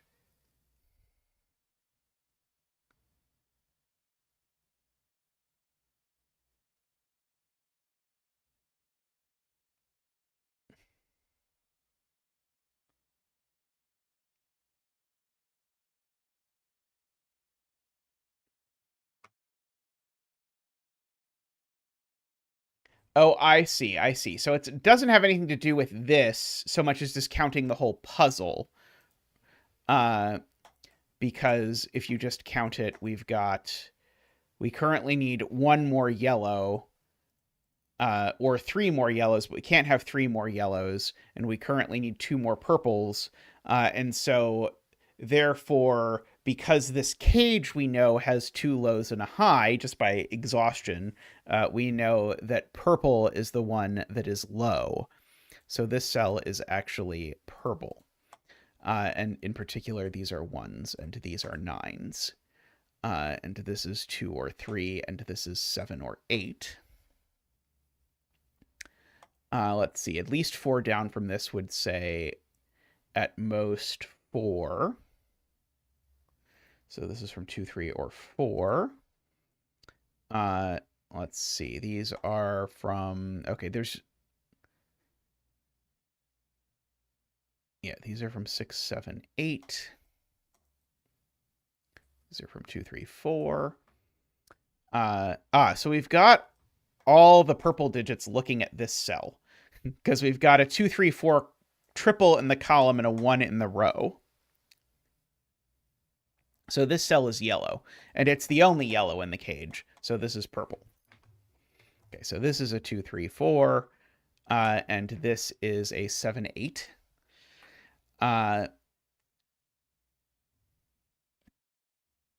Now, if this is a 6, it breaks because I would need these to both be 2.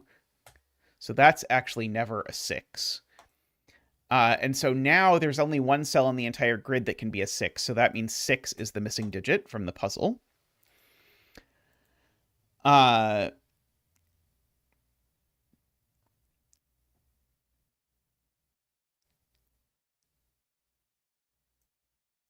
see. I do know one of these two is 4. For whatever good that is going to do me.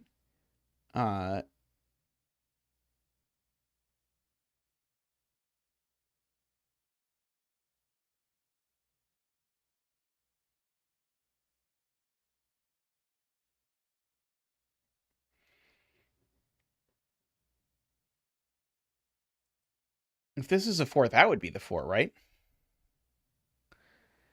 Yeah, I suppose we can catch up 7, 8s.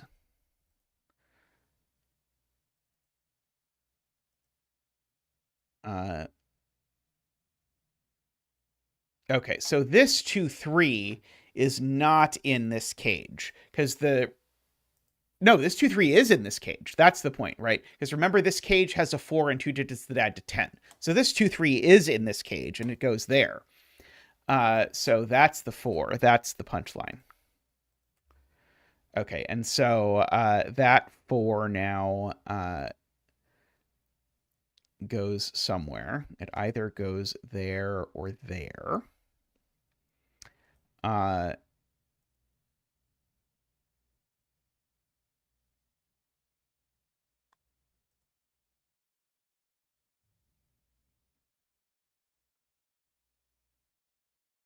Oh, this is the other 2, 3. That's the point. If I make that an O, then that's an X, and that's an O. And so this cell sees a 2, 3 pair because it sees the circle and the X 2, 3. So that's a 4. And so therefore that's not a 4. But 4s go with 8s on German Whispers. So that's an 8. And so that's a 7, making that 3, making that 2. Very nice.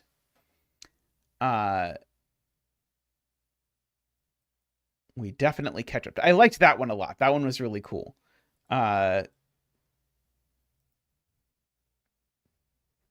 Viewport. Okay, we've now got... I think I can get away with leaving the row column numbers on. We've got a Renbon, some White Kropke, and a Thermo.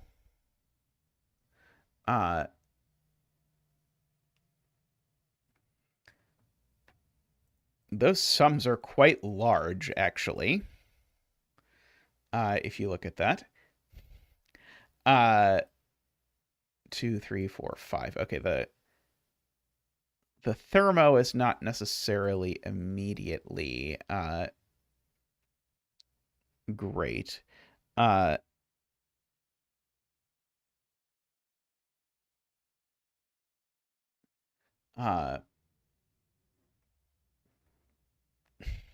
is true. This cell has to be at least 3, because if it was 2, it would make that 1, which would make that also 2.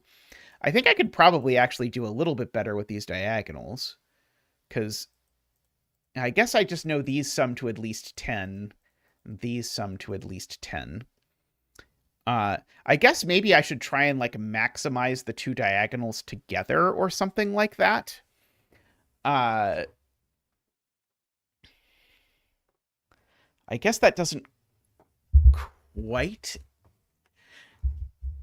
get me there, but it feels close-ish to being interesting. Because I can have repeat digits. Yeah, I guess I've got like 5 total degrees of freedom or something like that. Because like the thing that sort of makes it a little bit tricky is the fact that you can repeat digits on this. But if I repeat 9 on this diagonal, for example, I get no 9s on this diagonal.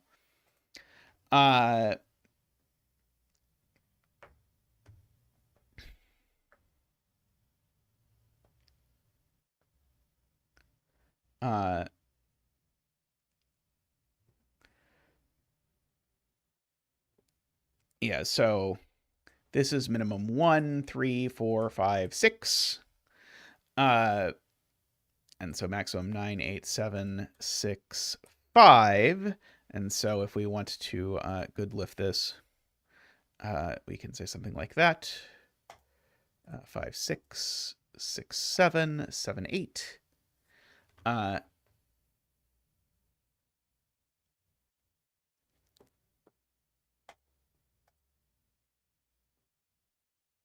Right. So now this is a max of 5.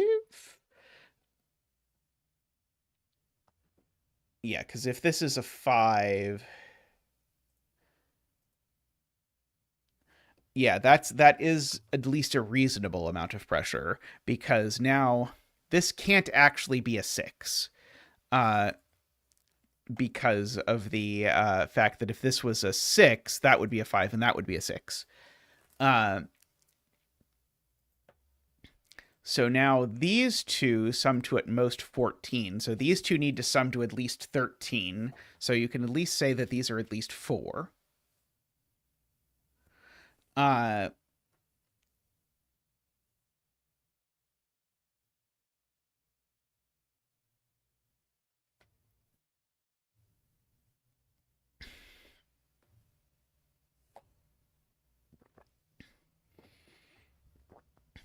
Okay, so Screaming Ice Cube is doing some math. So if there's no 1s in the puzzle at all, then the grids in the puzzle sum to 88.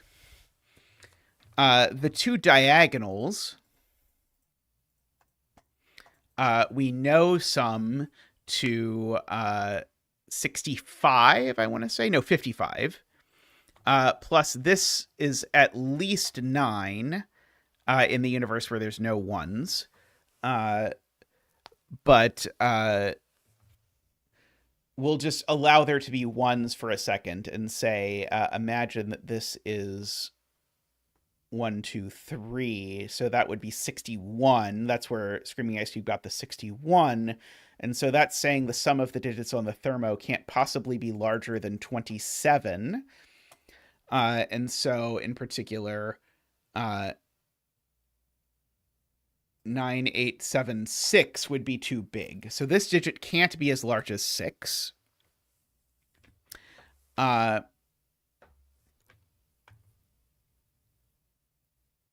In fact, even this digit being a 7 is too big, because if this is a 7, then it's 7, 8, 9 plus 1, 3 is too big.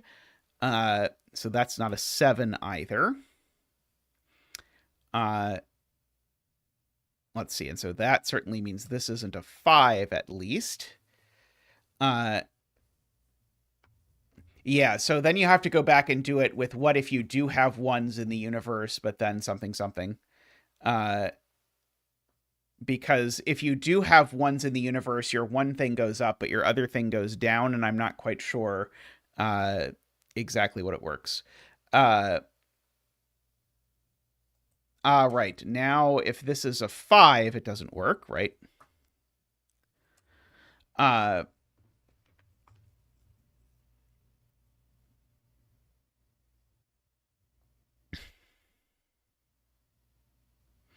yeah, okay. So now if I go back and I now consider this together, 5, 6, 7, 8 is let's see, 11 plus 15 is 26, plus 1 would be 27. Uh well, we can certainly say we can't do 27, so I'm willing to say this isn't a 5.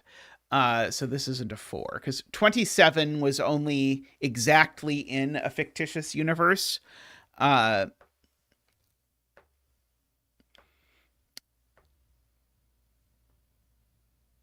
okay, and so now this can't be 4 either. And so now these two digits sum to at most 12. And so these sum to at least 15, so we can at least knock the 4 and the 5 out of that business. Uh, and these certainly sum to at most 18, 21. So this is certainly from at least 6, 7, 8, 9. So this is certainly from 5, 6, 7, 8, 9. If we are at that kind of thing.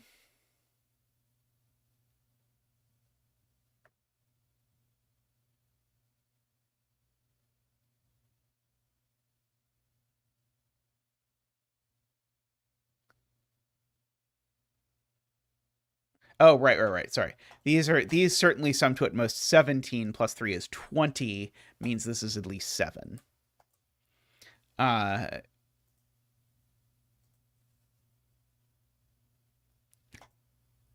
Uh, so now this can't be 8, as Joel points out, because I need these to sum to a minimum of, I think we said 15. Yeah, these need to sum to a minimum of 15. So I need an 8 or a 9 for that, which means, yeah, one of these is an 8 or a 9. So this can't be 8, 9. Uh, uh, got a lot of 6, 7, 8, 9s floating around. Which is not a huge surprise, I suppose. We know 2 is in the puzzle, for what it's worth. So there is a second 2 somewhere. Does it behoove me to ask if the second 2 has to be on the Renbon? Because I certainly can't squeeze a second 2 on this side. Can I possibly squeeze a second 2 on this side? Because if not, the second 2 definitely is on the Renbon, and that's pretty interesting.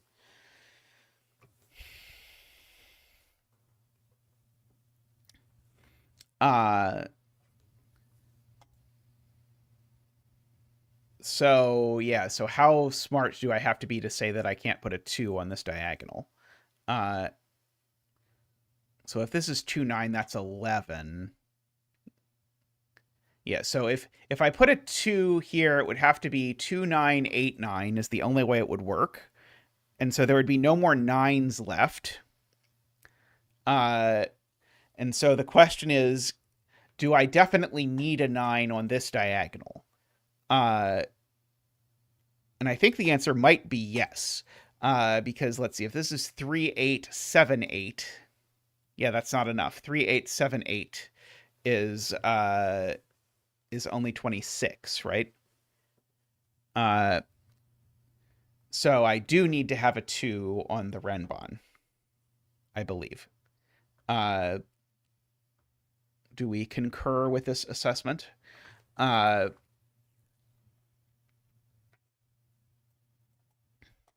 I think so. So this is from 1, 2, 3, 4. It definitely has a 2 and definitely has a 3. Uh,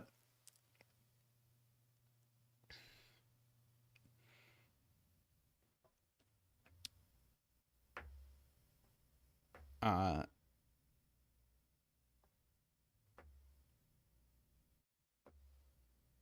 Okay, somehow I thought that was going to do more than it did. Uh, let's see.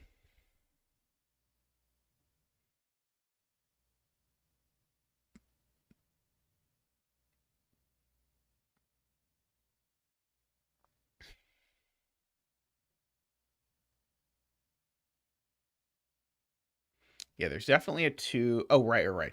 There's a 2 on here, so that's not a 2. So one of these is a 2 for sure. One of these is a 2 for sure. Uh,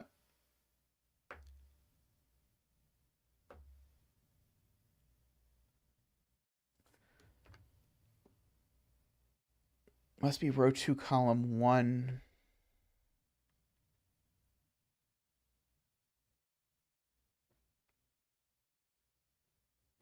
Because why?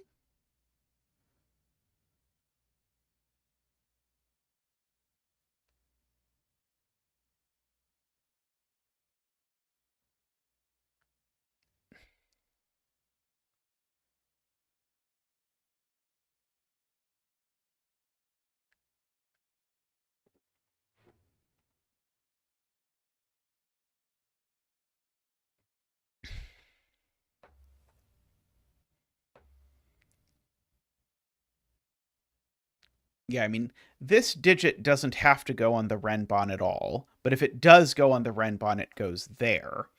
And this digit doesn't have to go on the renbon at all, but if it does, it goes there. Uh,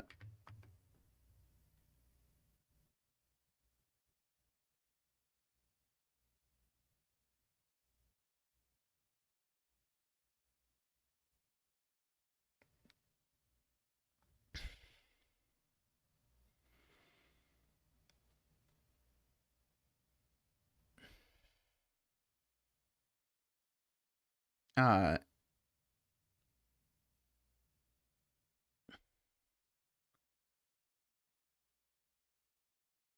could only go in row 2, column 1 either way.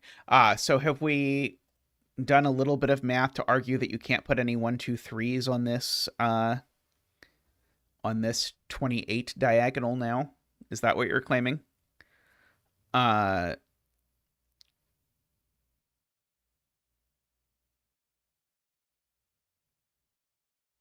uh,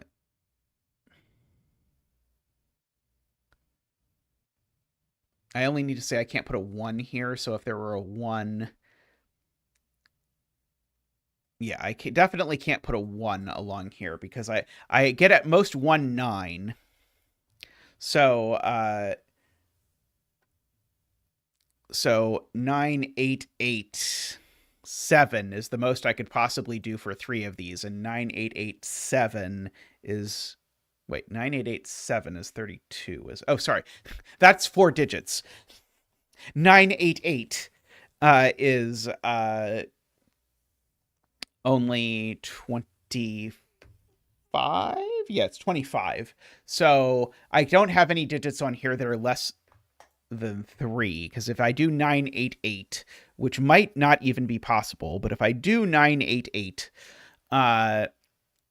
then I could have a 3 as my last digit. So these are all at least 3.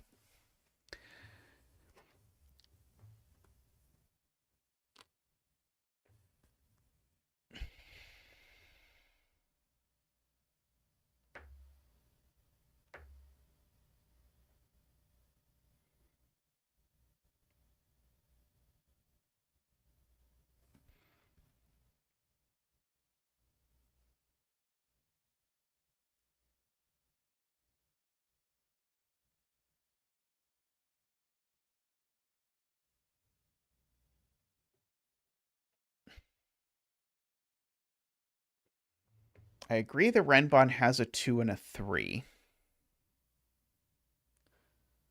Uh,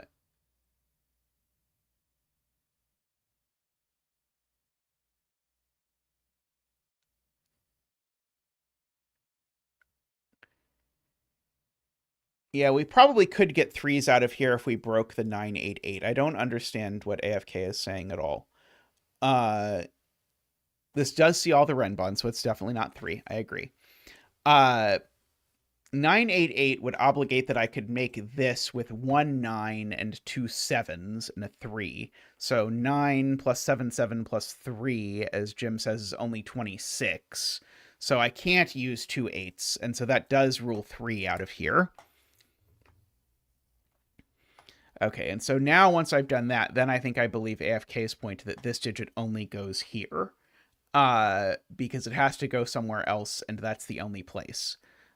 So I think we can orange these.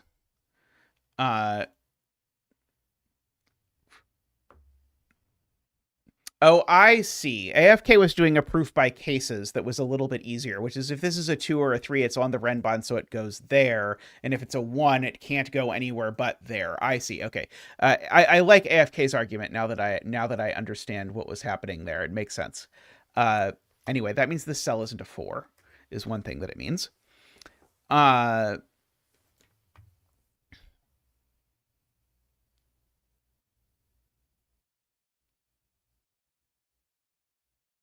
Okay.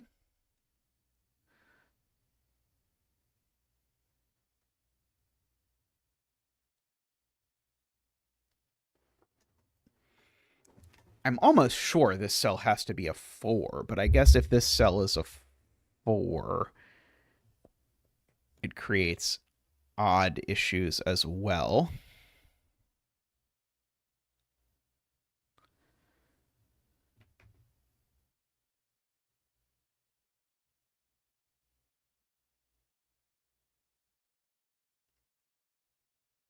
Oh yeah, row 2, column 4 now assuredly goes there. I agree. We can lemon drop it. Right, Mort is correct. Okay, so these are partners. Okay,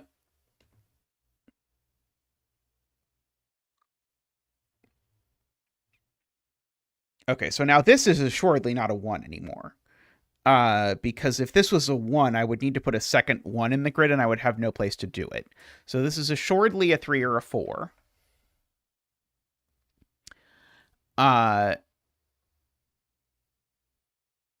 Now, do I know for sure it's the same 3, 4 as that 3, 4?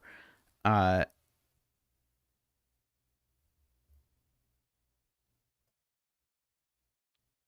because where is this repeating is the question. And the only other option is that it goes there. But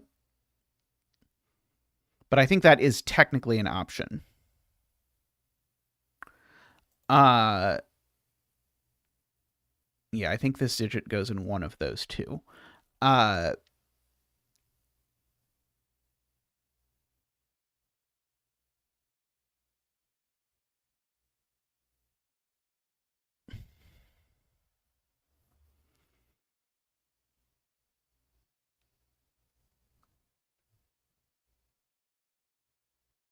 Oh, if this is a 4 and it goes here, then these are a 2, 3 pair, and that's a problem because it means this has no value. Good, good, good.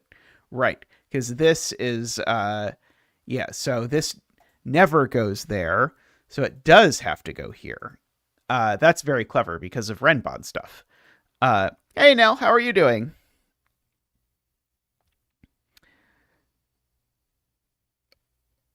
Okay. Relish that point indeed.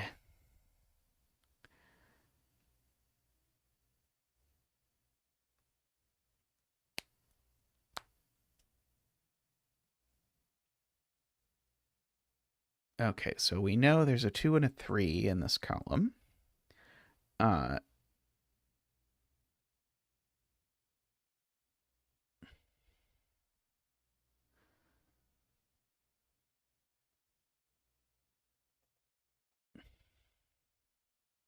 Oh yeah, if you look at where 4s go now, if there's a 4 on the diagonal, the only place it could go, the only place the other 4 could go is on the same diagonal. If it's in either, sorry, if there's a 4 in either of these cells, chat's point from Emma and Vish is the only other place for a 4 is there, but that's 2 4s on the diagonal. I'd need 2 10s to make it work. That's never going to work. So those aren't 4 for sure.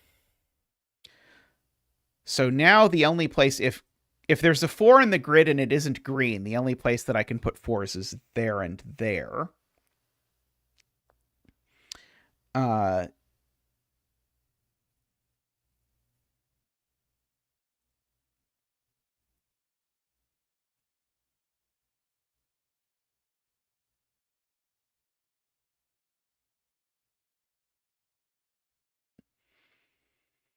yeah, this being a 5 is almost as bad, points out AFK. If this is a 5, then where's the other 5 go? And the only place it can go on here is on here, and then I'd still need 2 9s, but I can't make 2 9s work because I know there has to be a 9 on the other one. We proved that this doesn't get big enough without a 9.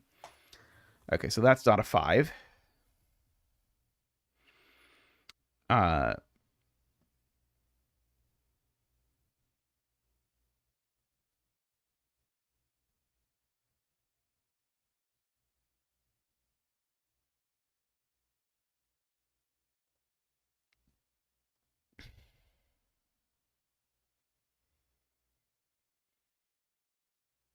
Uh, okay, Garion says, if this is a 5, then this is a 4, and now where are the 4 and the 5 going?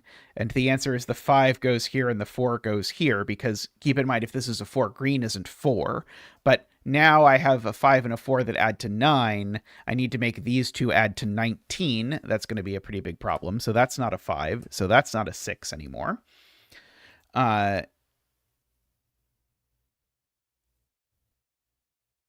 Okay, so now these are actually a 6, 7, 8, 9 quadruple. Which is interesting.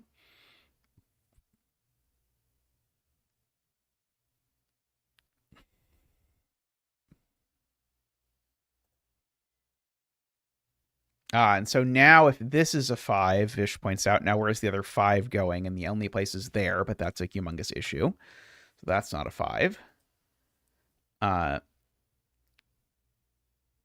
So that's a 6, 7, 8, 9. It's one of those two 6, 7, 8, 9s, I suppose. Okay. How many 6, 7, 8, 9s do we have in the puzzle now? All of them. We have all of the 6, 7, 8, 9s in the puzzle because we have 8 cells that are marked as being 6, 7, 8, 9. So the others can't be. Okay, so this is only a 4 or a 5. Okay, and so that's probably going to put a lot of pressure on this diagonal now, because now that can't be that large. Oh, and these 4 5s are the same 4 5, just by asking where it goes. So we can blueberry them. So those are the same 4 5.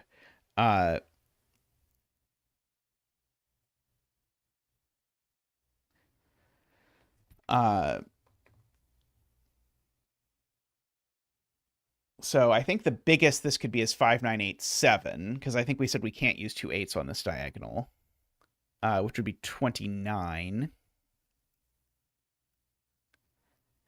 So sorry, I guess what I should say is the most these can be is 14. So these need to be at least 14. But I guess that's okay. I might have to do this collectively. Oh, it does have a 6. That's true. I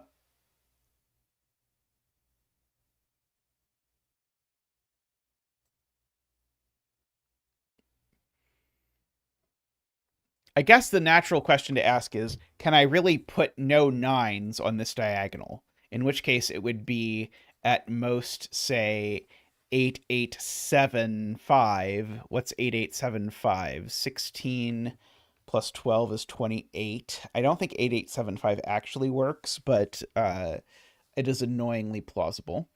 Oh,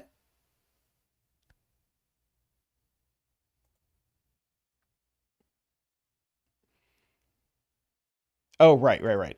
João wants me to keep in mind that there's a 6 in here. So because just if I look at 6s, There's got to be a 6 in this box, but where's the other 6? And the only places left are on here. And so if there's no 9 on here, then it would be at most 8865, and 8865 is 16, 22, 27. And so that means that there does have to be a 9 on here, and therefore there is no 9 over here at the very least.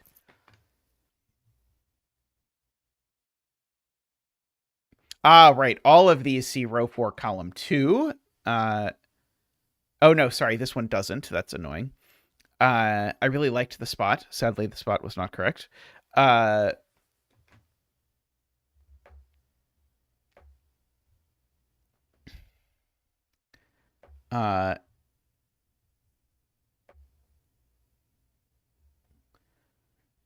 plus 6 plus 8 plus 9 is not enough, Garion points out. 6, 8, 9 only being 23 plus 4 is 27. So given that there's a 6 in here and we can't use 2 9s, this actually has to be a 5. And there's no 7 on here.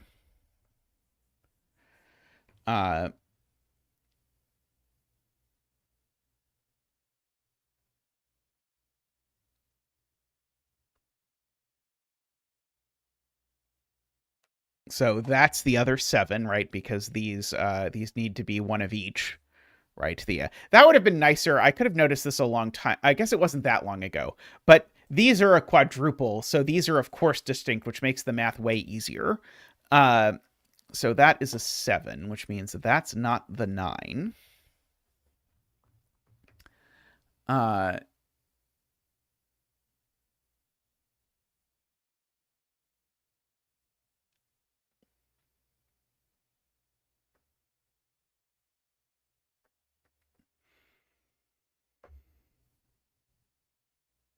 Okay, so now if we look at this diagonal, this is at most 17 plus 7 is 24. Yeah, so now this needs to be a 3, with these being an 8-9 pair. In order to make this work. So if those are an 8-9 pair, that's a 7 and a 6. That's an 8 and a 6, and a 9 and an 8, and a 9, and a 4 and a 4. And a 2 and a 2.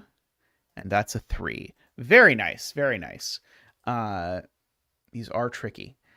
Let's see, we have one more, though. Yeah, not surprising that 1 ended up being the missing digit. I kind of feel like the one part of this that I feel like you could probably get away without is I feel you could get away with just saying what the missing digit was. Or just having the missing digit be whatever you wanted. Because I feel like the deduce the missing digit part has more often been a little bit tedious than it has been really a cool part of the puzzle. So that would be my only suggestion for the rules of the genre overall. But I think in terms of little mini puzzles, I feel like these really get at like it's kind of like doing a big puzzle, but it's little vibe. Okay. This region sunlight is quite constrained. Are there aren't any weird rules, are there? I don't think there are any weird rules. There was one very early puzzle where there was a weird rule. And there hasn't been one yet. This is 3 or 4. Then this is 1 or a 2. This is 1, 2, 3, and definitely contains a 1. This is a Dutch whisper, I assume. Yeah.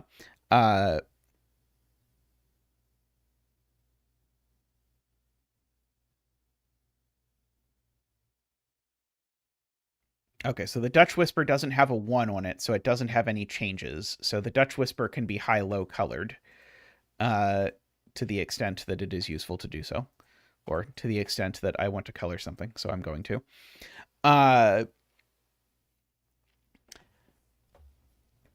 Oh, I guess not quite, because there could be a 5. there could be a 5-9 on it, which just basically means any of these digits could be a 5, right?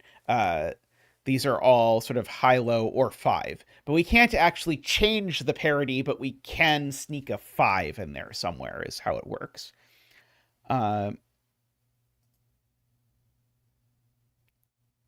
because I could do 959, for example.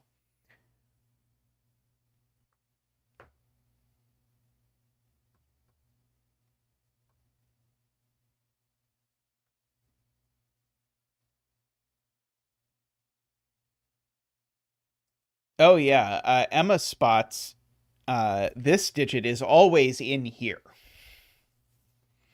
no matter what, because if this is a 1-4, then this is a 1-3, and if this is a 2-3, then this is a 1-2. So this digit is always up here. So it does not appear anywhere else in the puzzle. So there's a 1-2 that does not appear on here. So this is actually a minimum of 3.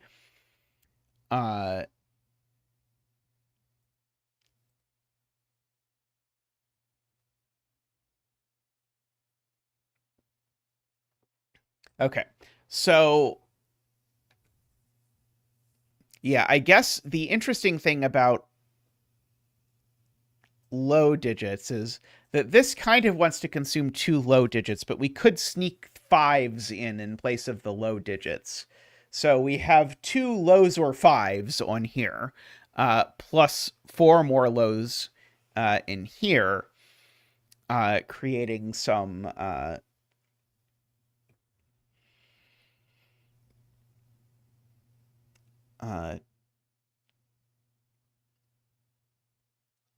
stuff. Okay, so this is sort of like we did one of these last time that looked kind of like this, where the point was that actually the 8 digits on the bottom were one of each of the 8 digits. That's definitely not the case here. Yeah, the thermo can't start as high as 6. Uh, so, uh, so at minimum, I think it's that. And at maximum, I think it is 987, and this can't be a 6, so it has to at least be a 5. So you do 2, 3, 4, 4, 5, 6, 5, 6, 7, 6, 7, 8, I believe.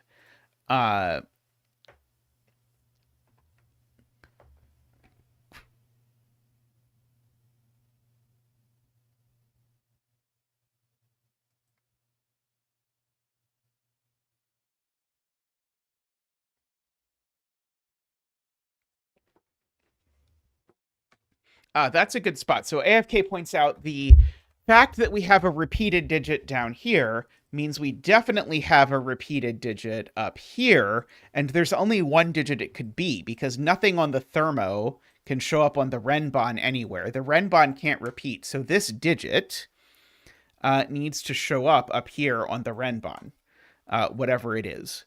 And so therefore, the renbon in particular definitely has a 5 on it. In fact, the renbon just has to be 456, right? There's no way around it, because both digits that sum to it are up there. So these are from 456, and the 5 is definitely up here. But in particular, these digits cannot be 4, 5, or 6 because they see the whole 456 renbon, and these can't be 4, 5, or 6 because they see the whole renbon. Okay, so that is good. Now, oh yeah, we can clean up the this, because this can't be a 6 and this can't be a 4. This can't be 7 anymore because of that.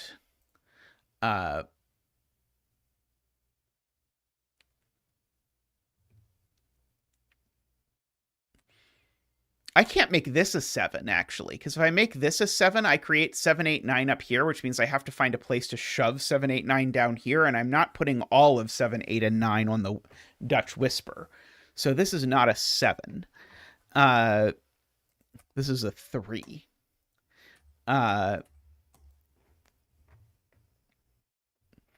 Uh, so there's a 3 in the puzzle.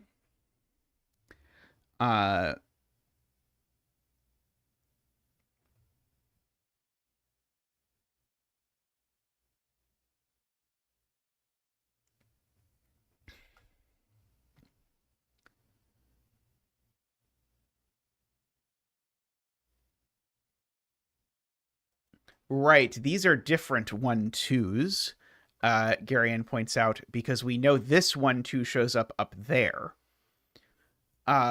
So these are a 1-2 Kiwi pair, if we'd like.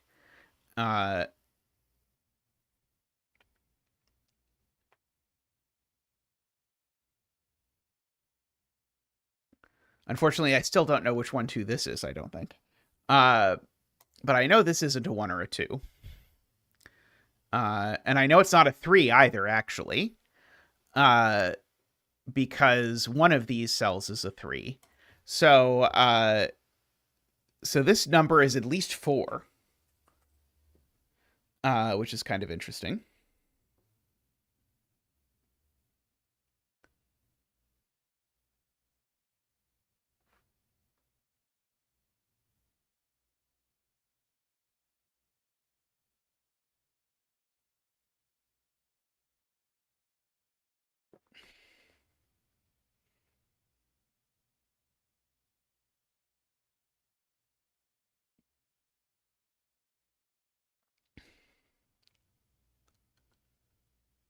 I'm being told that's too many 4s.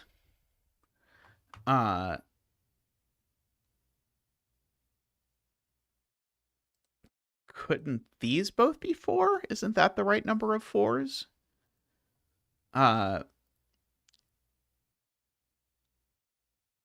Yeah, but why can't this be 4?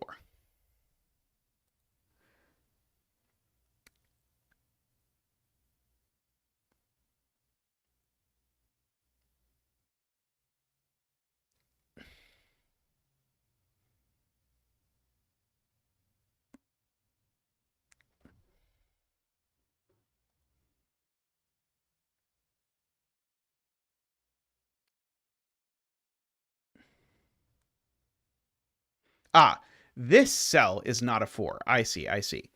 If this cell is a 4, sorry, I was thinking Garion's point was about whether this cell could be a 4. Garion's point is about this cell being a 4. If this is a 4, it makes that a 4 and that a 4, and that's too many 4s. I agree. So therefore, this is a 3, which is actually quite upsetting if you look at it, because it now means this Dutch Whisper has no 1s, 2s, or 3s on it. So the lows have to be a 4 and a 5, because we know we've only got 1 4 and 1 5 left, which means this isn't a 4. It has to be a 5. Sorry, it has to be a 6 for it to repeat up here. So that is a 6 and a 5. Okay, and so our lows are a 4-5 pair. And so either those cells are a 4-5 pair or these cells are a 4-5 pair. Green circle has been deduced to be 2 by the amazing power of the V. So these are 1s. So we can get rid of that, and that, and that.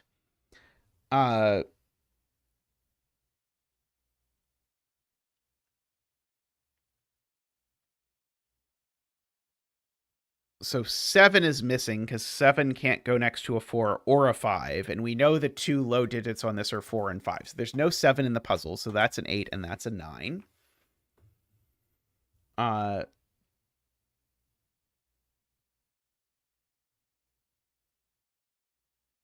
Right. The 5 needs to go at an end of the Dutch Whisper because 5 only goes next to 9 on this Dutch Whisper. And we only have 1 9 left. So that's the 5. And that's the 4. And that's the 9. And that's the 8. Very nice. I am very sad to be done with this pack because this is the end of the Octoquadri puzzles that I am aware of existing, but I really enjoyed those. Again, if anyone knows where Analytical Ninja's puzzles of this type were, let me know, because I at least scanned this and I did not see anything in here about this. But I am going to take a quick break. And I'll be back in just a moment. So see everyone in just a moment.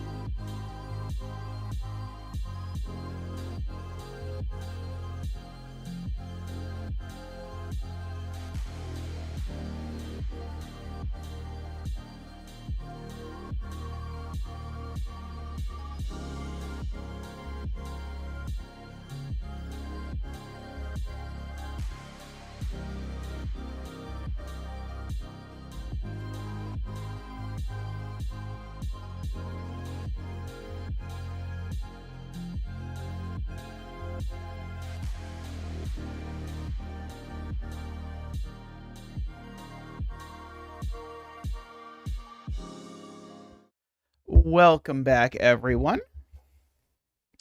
I had already hinted that this was my next intended puzzle, so those of you who heard me before will not be too surprised. This is a kind of terrifying looking grid, if I'm honest. Each of the overlapping 6x6 grids contains exactly 6 digits from the digits within. Oh, I bet I can get it for you. Let's see. Link. There we go. I think I have linked. Let's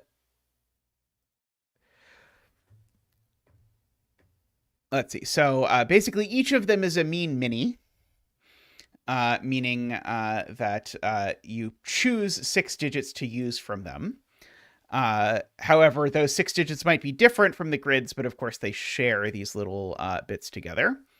Okay, additionally, all the lines in the puzzle are region songs. Okay, I was trying to figure out how on earth we were possibly going to sort out what digits were in the puzzle without some rule, because I was like, one of these line types is not the kind of line I think it is. Based on this, is like, there's no way that like the fact that these two cells sum to 10 or something is going to be useful. But this isn't even a 10 line; it's a palindrome. So we've got differ by at least 5, but also German whispers. So at the very least, I can say that this digit is high, because otherwise we'd be saying a low digit was the sum of a low and a high digit, and that doesn't sound good to me.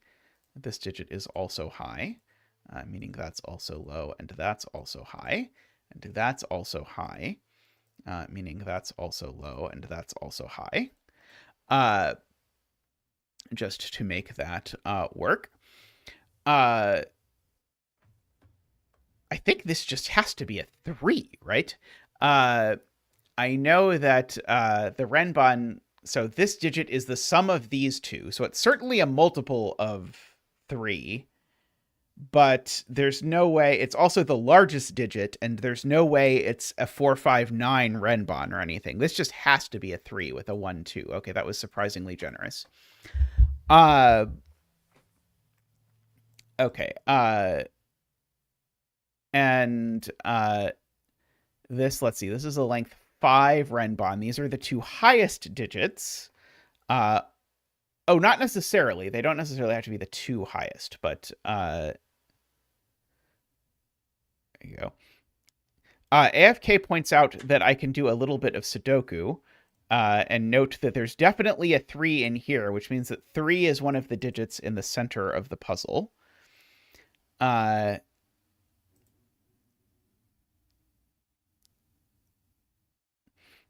we can do something similar with the modular lines. So if I add 1 digit of each modularity, you can convince yourself that I always get something that's 0 mod 3.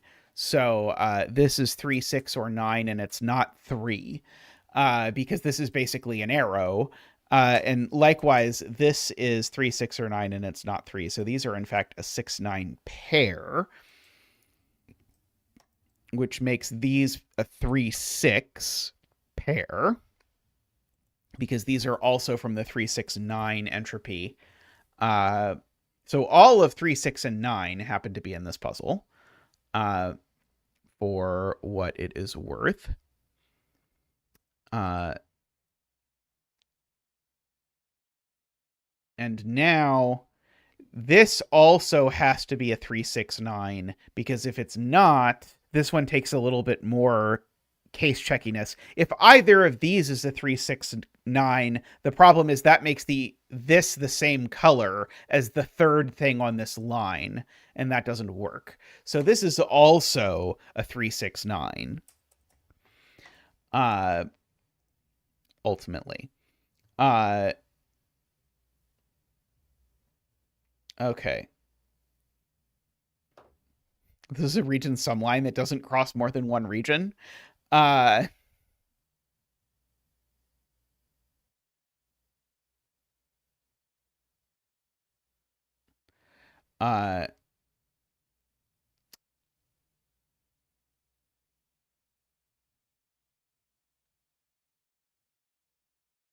Okay, so Right.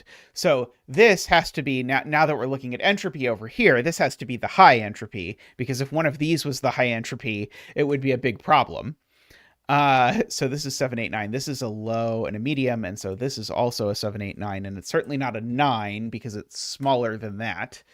But now this has to be a low entropy because these two add to that, and so that makes that also a low entropy, which makes this a middle entropy.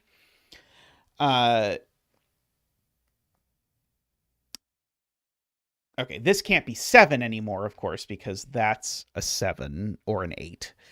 Okay, so this can't be 1 anymore, technically, if you want. And this can't be 4 either because of the way those sums work. So we've got all of that happening.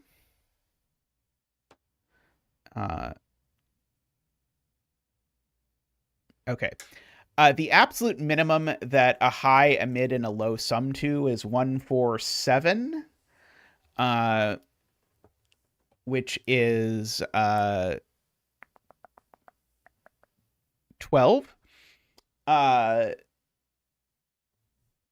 And so I could annoyingly do that with a high and a low.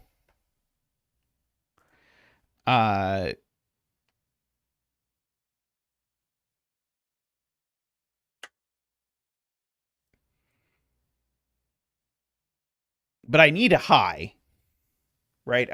If I do this with a middle and a low, I cannot get to 12. So I need a high in one of these. These digits aren't high because of the roping thing that Emma points out, which is that these two digits are these two digits. So this is a 2 3 or a 5 6. And therefore this needs to be high. So this is a 7 8 9. Now it's probably but not necessarily that 8 9, but I'm not sure about that. Okay, so that digit is also high. And so neither of these are high for what it's worth.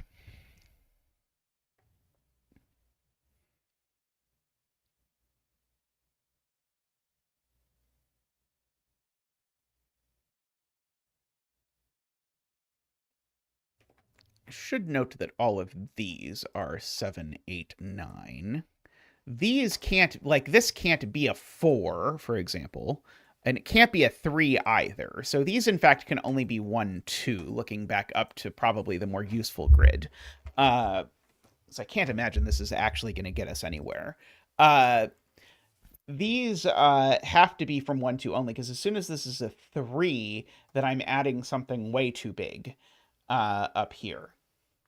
And in fact, 2 only works with 7 if you want. So that tells me whichever of these is a 2 makes that a 7, which makes that a 9. So I do know one of these is a 7.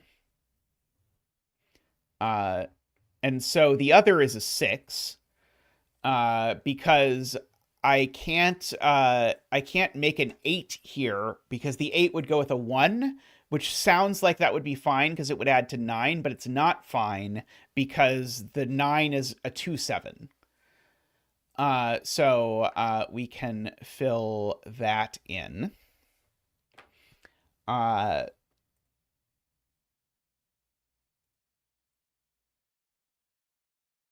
Okay, so if this were 2,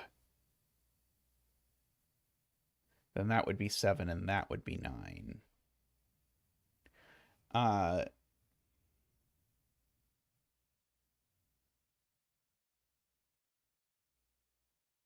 Yes, there's some reason this is different vertically than what I just argued. No, one of these is a 2. So I think this is also a 6 or a 7. But for some... Oh, sorry, no. This is also a 6 or a 7, I think.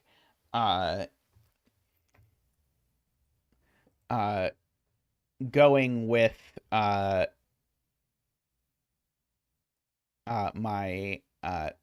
8 or 9.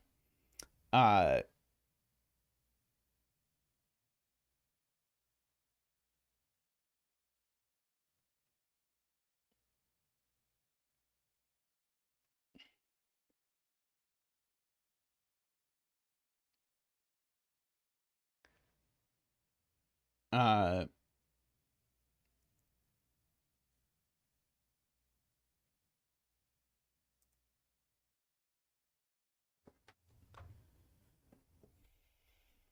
uh, Gary said that orientation wouldn't work, but I'm not sure.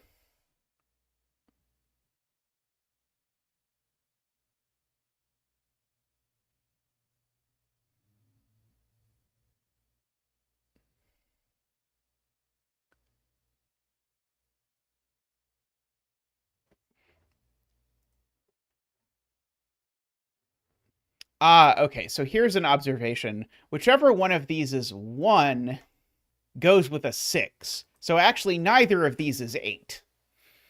Is a worthwhile thing because, again, I didn't fully articulate that before. I all but said it, but I did not quite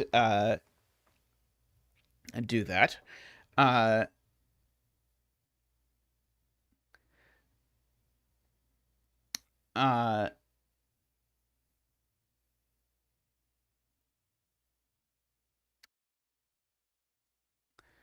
uh, so we know that. Okay. This cell definitely sees a 7 because one of these two is 7, because we've either said this is 617 or it's 927, and both of those see this. So this is never a 7.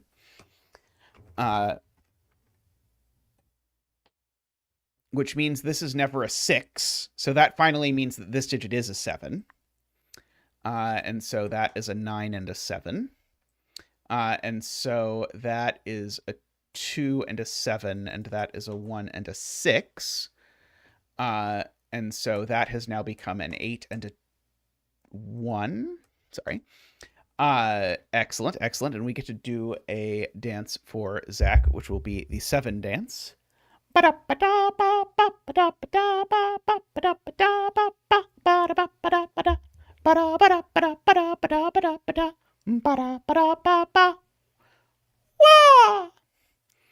Thank you, Zach. Thank you.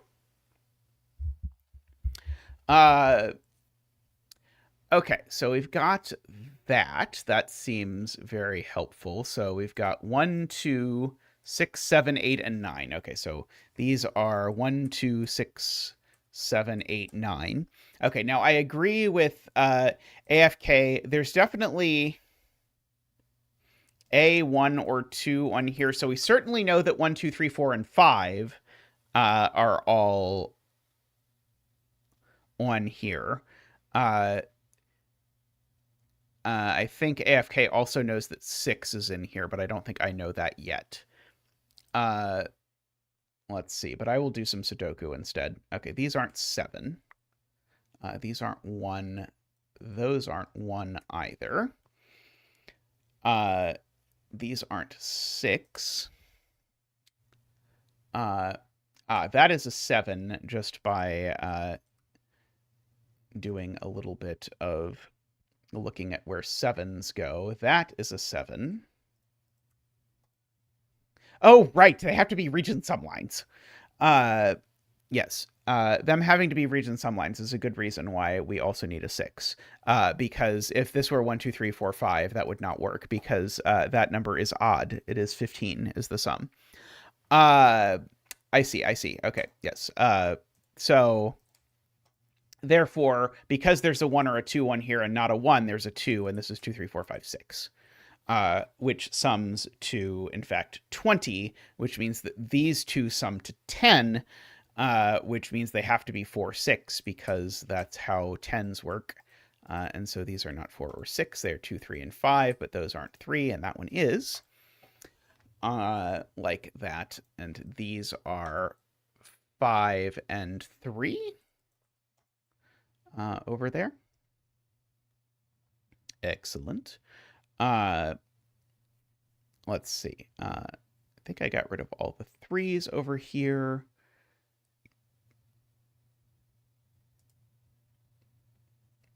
Yeah, the diamond definitely needs a 4 and a 3. The 3 has a little bit more flexibility. The 4 definitely goes down there.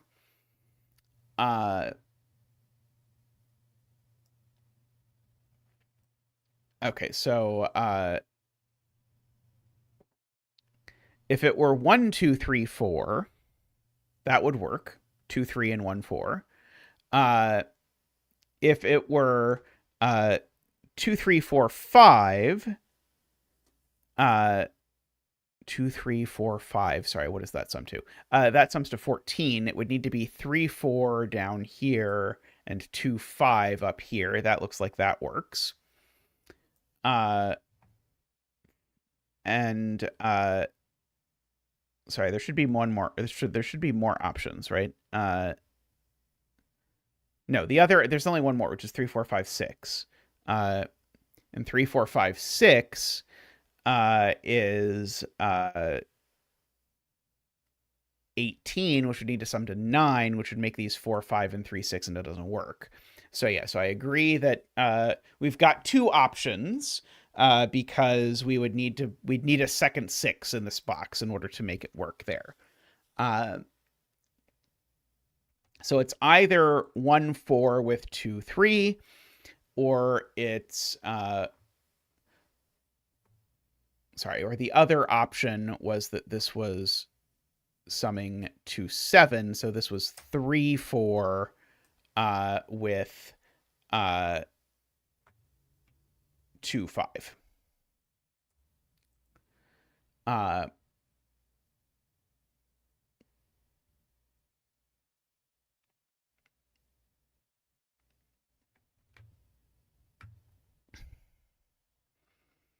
Good spot from João, which is that there's a 7 in this grid, but there's not a 7 in this grid because we know that these are from 1, 2, 3, 4, 5, 6.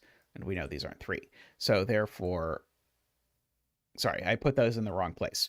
Those aren't 3. So therefore, that's a 7 just by doing that.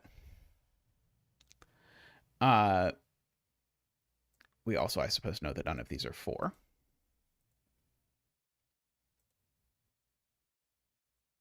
Oh, hey, yeah, that does place a 1 in this box. Namely, the 1 goes there. Very nice.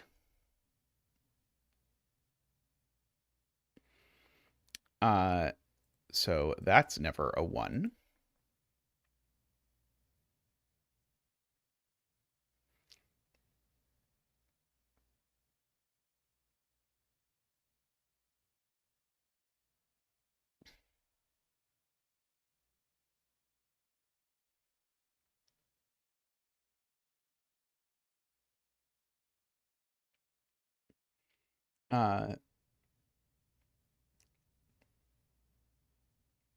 Yeah, that's true. One of these two is a 3, Ron points out, for similar reasons. So we can really start narrowing down what the options are for this. Oh, there's a 1 here. That was what João wants me to see, as well as James, which is going to place a 1 there. And then I think it's going to run out.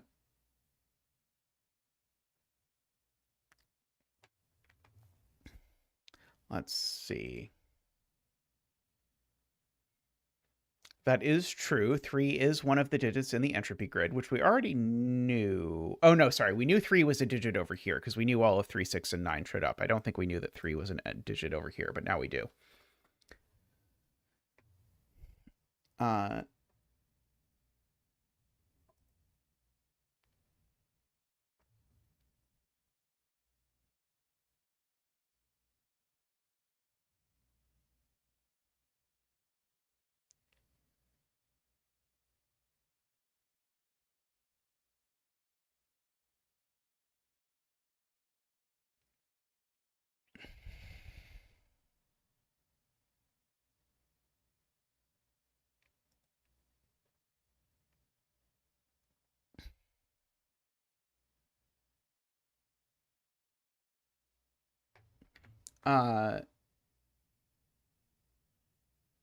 Are you assuming this isn't the 3, Emma?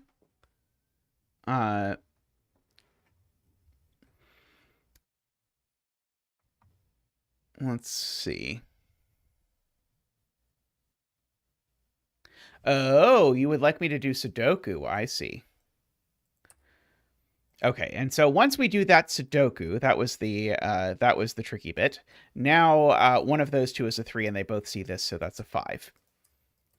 Okay, and so that is a 2. That's a 3, which now makes that a 4 and a 1. So there are no 1s over there. The 3 is now definitely in this row, so these aren't 3 anymore, which is going to place the 3 there. Looking across that bit, that is a 3. Actually, the 3 is just placed. We do know that these are 4, 5, 6 for sure. We know that the 1s look up and place a 1 there.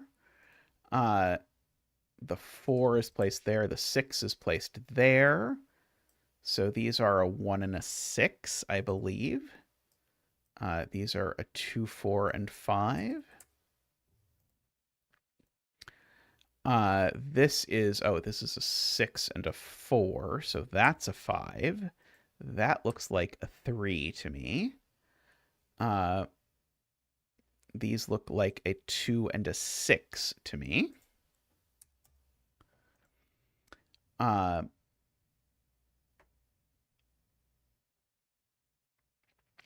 That might be it for now on that front.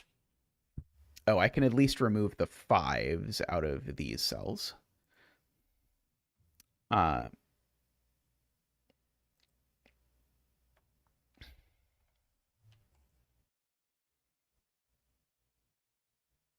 Okay.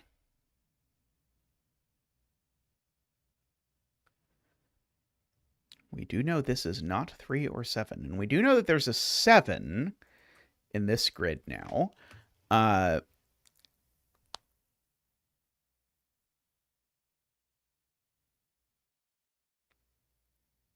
Which is interesting.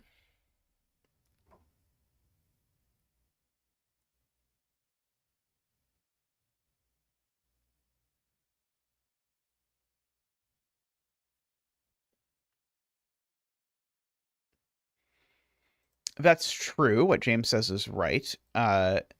This digit is in the overlap of these two, which does include 1 and 2. Technically, the overlap includes 3, but this digit's known not to be a 3. And then this grid doesn't have a 4 or a 5. The overlap does include 6, and that's the end of the overlap. Hey, Logan, how are you doing?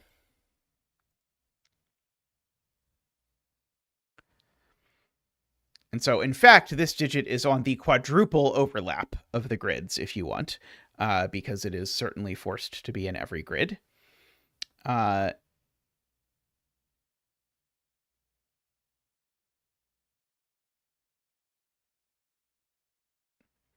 I am being informed that this is a 2. And this is a 6.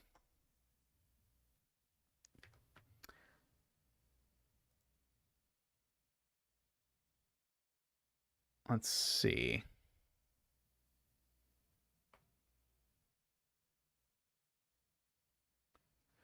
Okay, so that's not a oh, I guess I know lots of reasons that's not a 7.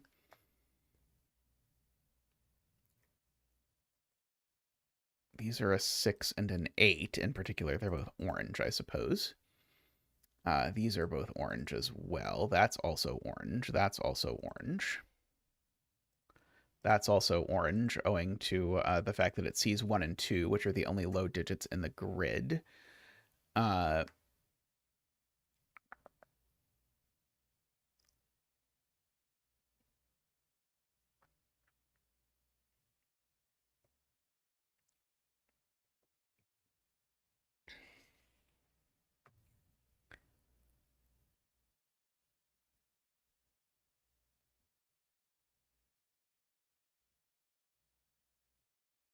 do we know that...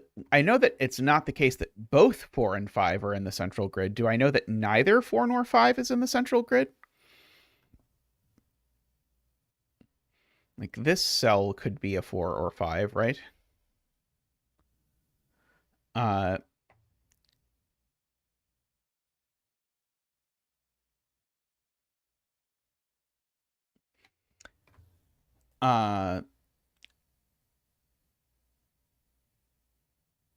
So, similar to what we did, in fact, nigh unto identical to what we did to the German Whispers grid, chat is pointing out that one of these is a 6 with a 3, and one of them is a 9 with a 6, and in both cases, the thing in the middle is a 1-2. So these are 1-2 pairs, which poke the 1-2 into this box just by Sudoku. And if you count, we can figure out exactly where this 1-2 shows up. Namely, it shows up there, and so it's that 1-2. And this is the XE 1-2.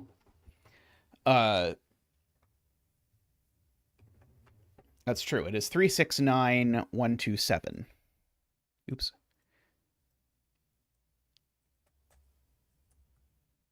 That one's not 7.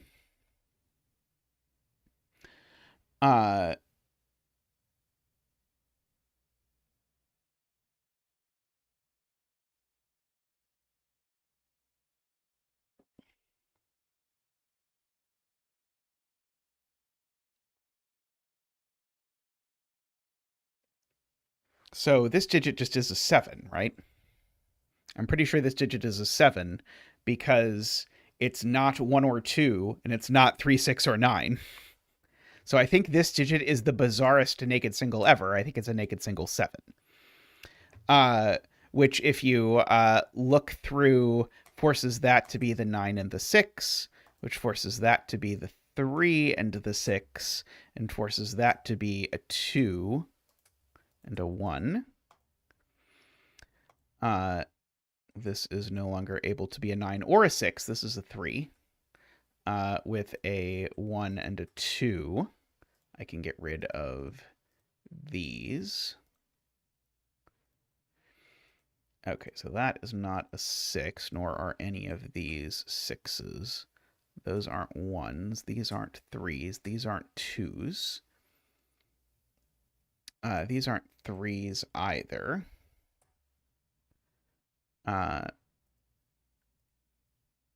That's not a 9 or a 2. Apparently this is a naked 1. It sees 2, 3, 6, kind of 7, and 9. So I think it sees 3, 6, 9, it sees 2, and it sees 7. So yeah, that is a naked 1.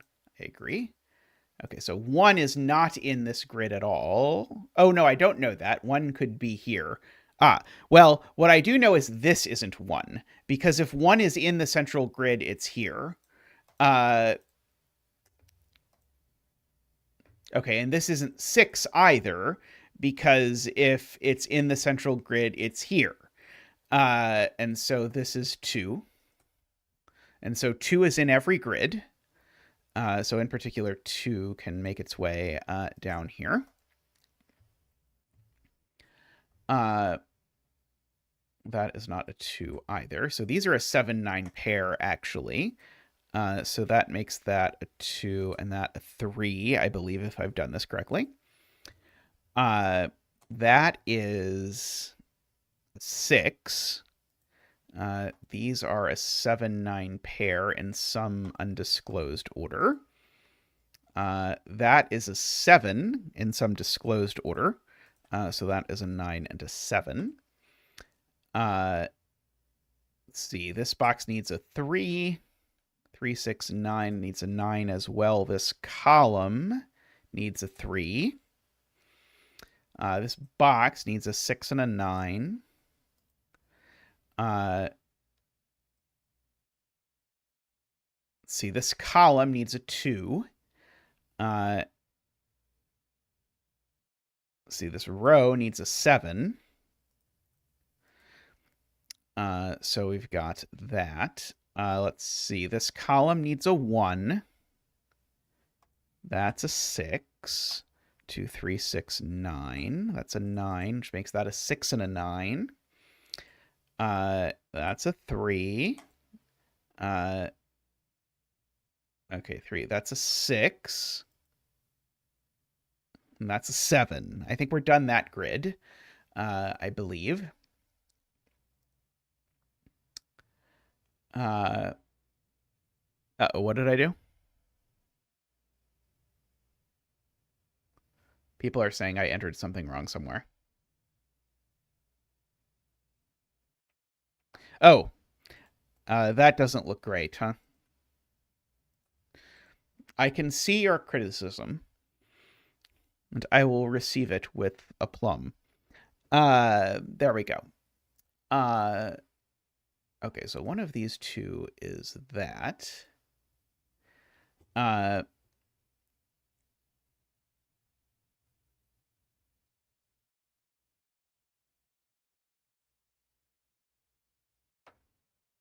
Yes, 9 in this box needs to go there, points out Vish. So that's not a 9. So one of these two is a 9. So neither of these two is a 9.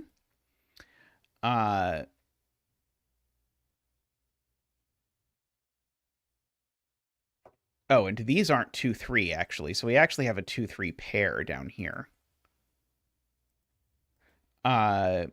If we look at it. And so now I can actually entropy color this box, perhaps. We'll do orange, and we'll do purple for the middle one. These are high. These are low. That is high. Okay, so these are a 2, 3 pair just by Sudoku.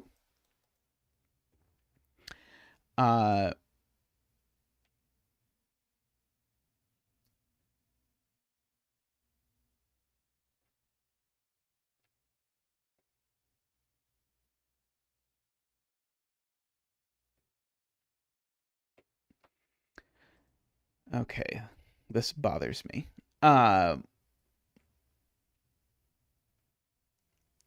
Okay.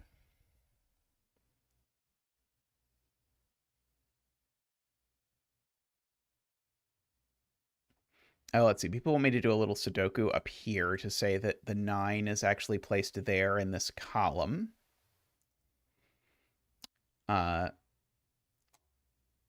This is actually a 6, just based on coloring, and so that's the 1. So that is not a 1.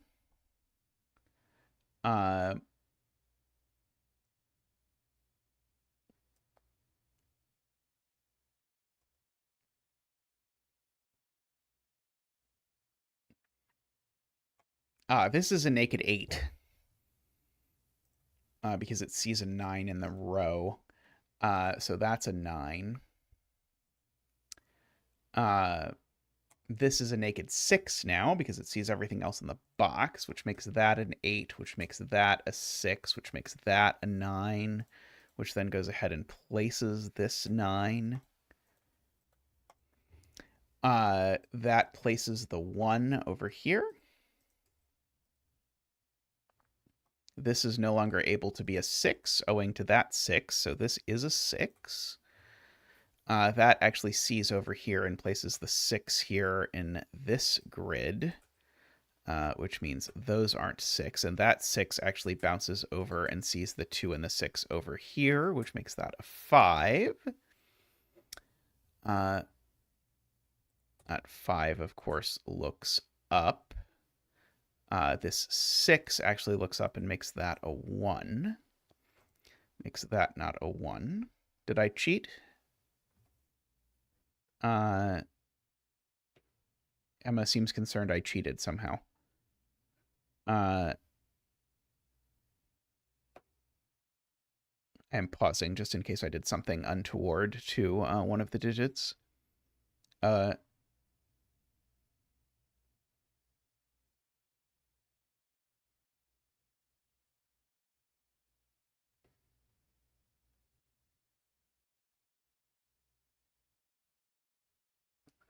Overlap is only 4 out of the 6.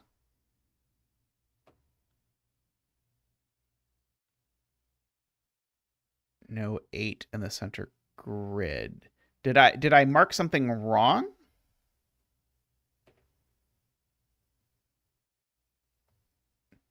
I agree there's no 8, so this is a 2. And this is an 8. That is a 2.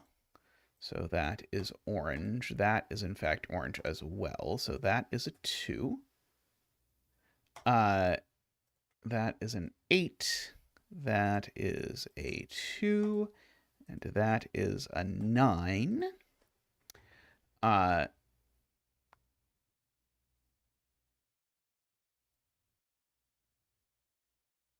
Okay. So the German Whispers grid is now done. This is no longer able to be a 1.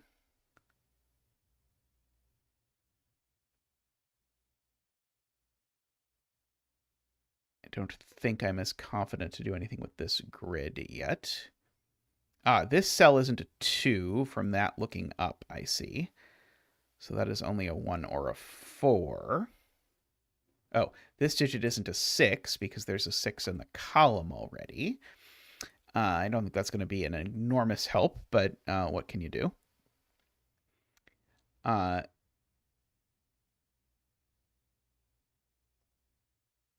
We know this digit is a 1 or a 4 for what it's worth, just because of that over there. So there is a 1 or a 4 in these cells. And for that matter, there's a 1 or a 4 in these cells. In fact, actually, that's a 3, just by the fact that this column needs a 3, and this box already has one, so that's actually a 3.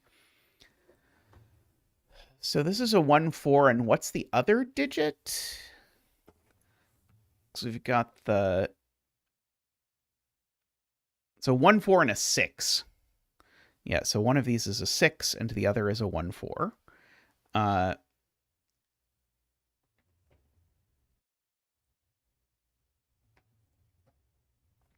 Got it, got it. Oh, this 2 looks down at this cell. I'm sure chat has noticed that for a long time. Oh, we actually know where the 1, 4 is, sort of, because we know the 1, 4 actually looks down here if I actually, like, pair this, because the 1, 4 is in one of those cells, so it's here, which means this actually is the 6, if you want, which means that this is the 6 in this box. Okay, and so these are a pair of what and what. One of them is a 7, and the other is a 9. They're 7, 9.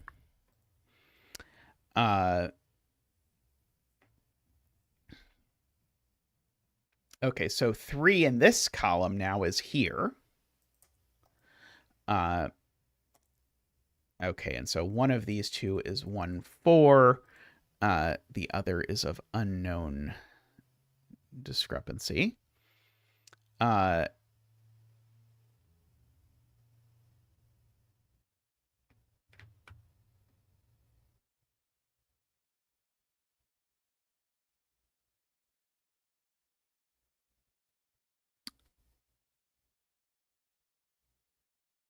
There is a 6 over here somewhere. So these are a 6, 9. Oh, I don't know. Sorry, I don't. No, I actually do know that this is the circle, right? I know because I know one of these has to be a 2. So this is actually our circle over here. And these are a 6, 9 pair. And so, yeah, one of these is the 1, 4, and the other is the 7. That 2 does look right. It looks at that cell and looks at that cell. Uh,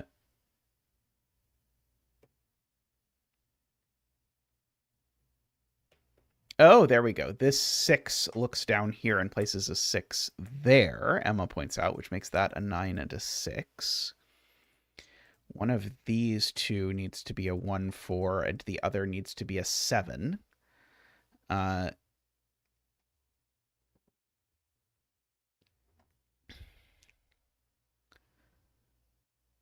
Oh, this is just a 1, 4, because it's not a 7 or a 9, right? The 7 and 9 both need to go here. So this is, in fact, this thing, I see.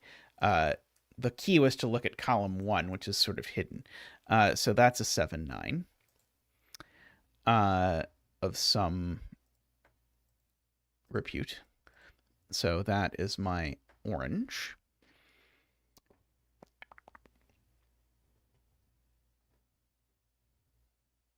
Okay, well, we know there's at least one purple digit in this grid. There might only be one purple digit. If there's two purple digits, it's these two. Ron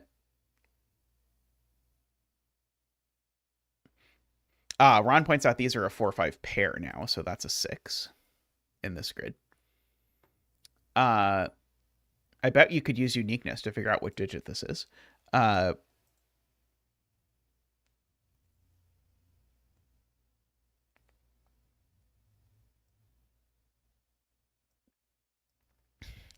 Oh, right. There's a roping thing that we can do, which is to say that these two digits we know are these two digits are these two digits. And so, therefore, these two digits... oh, but I don't think I know which one this is yet. Unfortunately.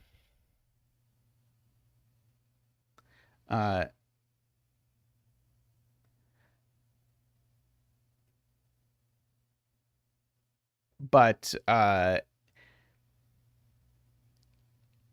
can say that 5, 6 goes there, I suppose.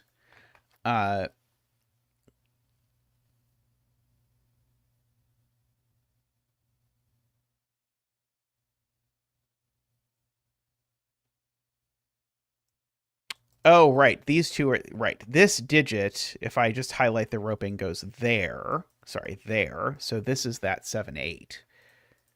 And so these are the same digit in particular. And so that digit is a 2. Which makes that a 3 and that a 3. That not a 3.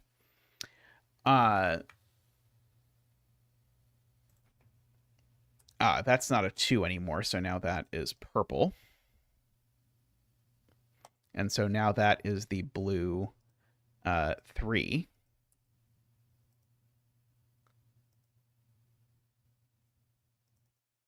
Why is this not a 3? Oh, because I hit the wrong button is the answer. Thank you, Vish, for catching that. I removed a 3, but I cannot actually remove a 3.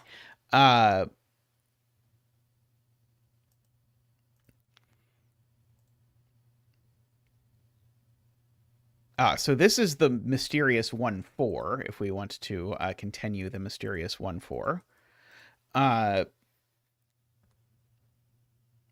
And so the mysterious 1, 4 ends up here. Let's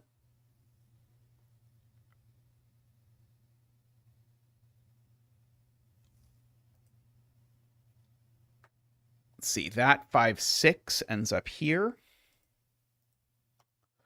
That 8, 9 ends up there. And that 8, 9, remember, is this digit. So this is not a 7. This is an 8 or a 9.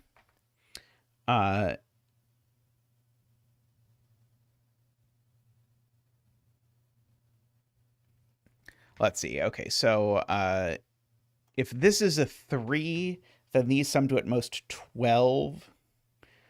And then I would need these to be like a 1, 4, 7 in order for that to work. but I don't have both a 1 and a 4. Is that the proof that people want me to say? Uh, uh, this digit isn't middly. Here's an easier thing. This digit is not middly, because it sees both digits in the grid that could be middly. And so this digit is low. And so this digit is middly. And so therefore this digit is middly. That I liked that better than the 147 proof. But different strokes and all, I suppose. Okay, so now that's the 1-4. And so now let's see. So now this is a 3. And so that's a 2. Oops, I have screwed this up.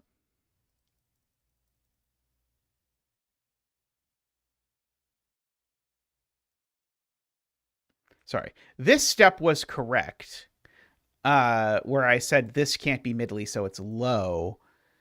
This is purple. That step was correct. So this is also purple. That step was correct. That was incorrect, because remember, this is all predicated on my observing green circle could be purple.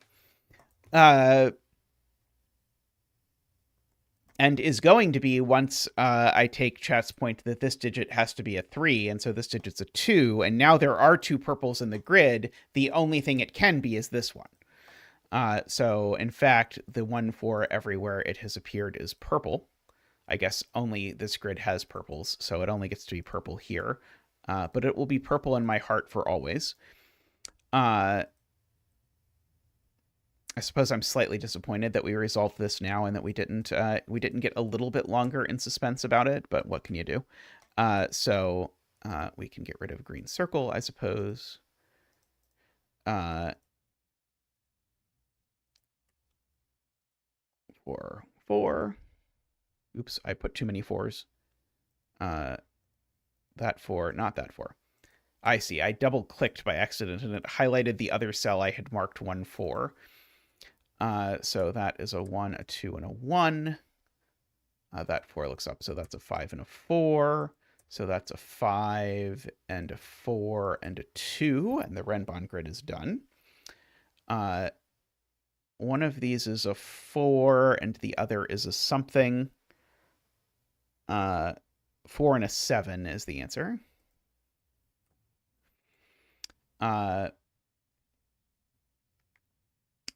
Let's see. So these are a 4, a 7, and a 9. I suppose that one's not a 9. Okay, so I'm not going to get anything until I sort of resolve this. Oh, but this is an orange because that's not how oranges work. I see.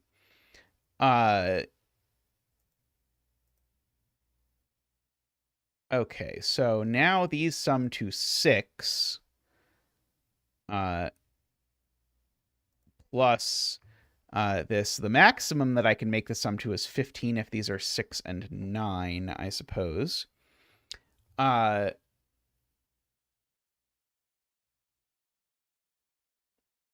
there are only 2 oranges in the grid, is the point.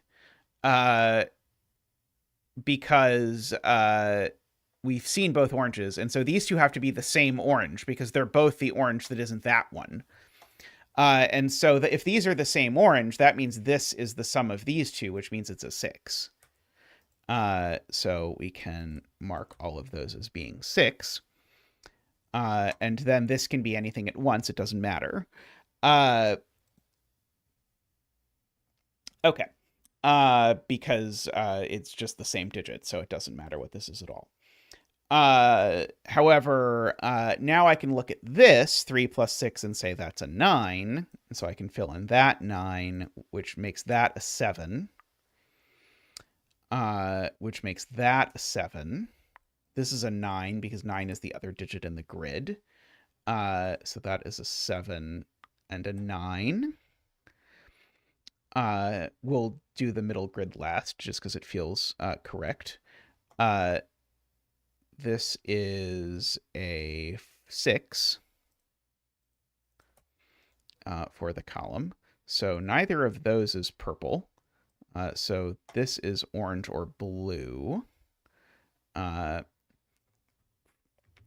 Let's see.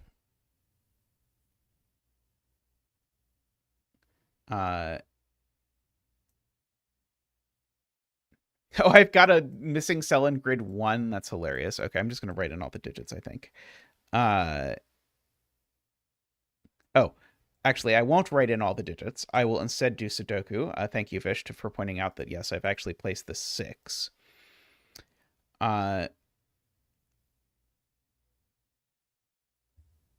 So now either this is 2 or this is 3, and either this is 7,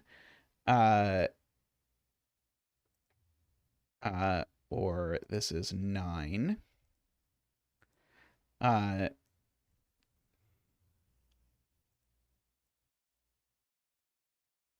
Okay. These are 3 and 7, I guess. These are 4 and 9, I guess. So these are 2 and 7. These are 2 and 9. Let's see, this is 3 or 7. These are 3, 7, or 4.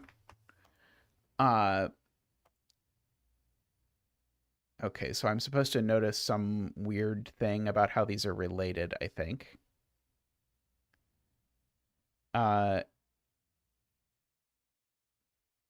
Oh, I could also just notice I can't put a 4 here because of entropy. That will make it a much nicer thing. I was thinking it was going to be something about if I made these two 7, it wasn't going to work. But no, it's just I can't put a 4 here because that's a 6. And so that actually places the 4 there, which in fact places the 4 here, which in fact seems to make that orange and this blue and this orange.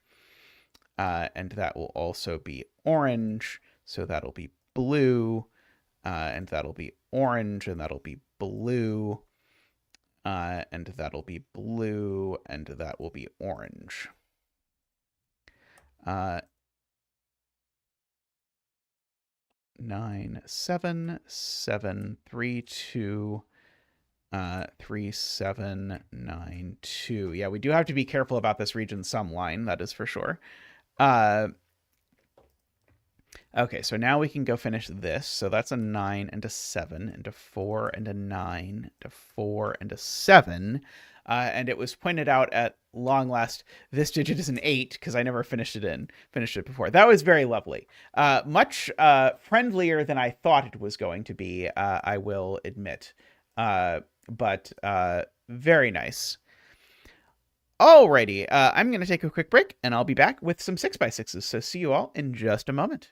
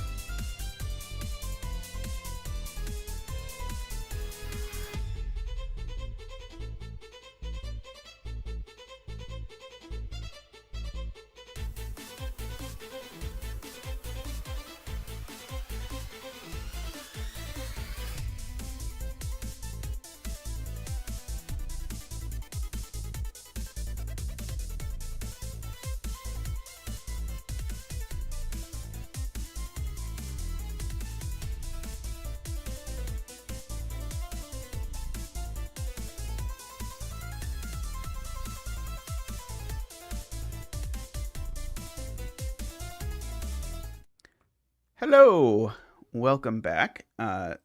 Sorry, there was a small amount of business there, so it was a longer than usual delay. Uh, but let us do this Nordy puzzle. Uh, Snake and eggs. Draw an orthogonally connected one cell wide snake that does not branch, does not loop, and does not touch itself orthogonally, but may touch itself diagonally. The remaining non-snake cells must form 5 distinct orthogonally connected areas, one of each of size 1 to 5. Areas of different sizes don't touch, and each number must be part of an area of that size. So these are not part of the snake. However, because this is of size 1, the snake has to touch all of these.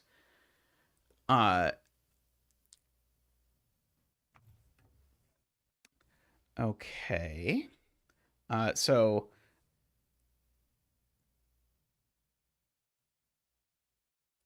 I was going to say, I guess, therefore, one of these is the start and end of the snake, but maybe I'm not necessarily sure I believe that. Uh,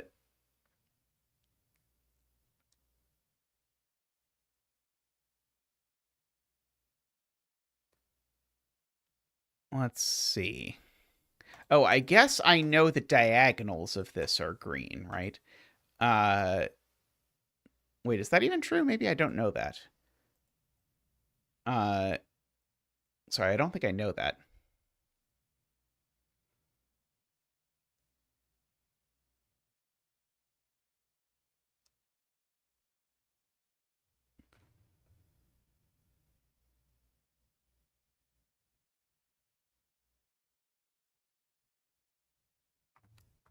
Let's see, that is an interesting question, is to ask if this can really be part of a region.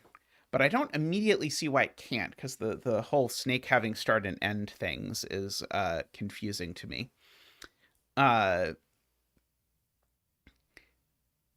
I guess there are a total of 36 cells in the grid, and 15 of them are not snake. And so therefore 21 of them are snake. So I guess the snake's head and tail are on different colors because of that, if you want. Uh,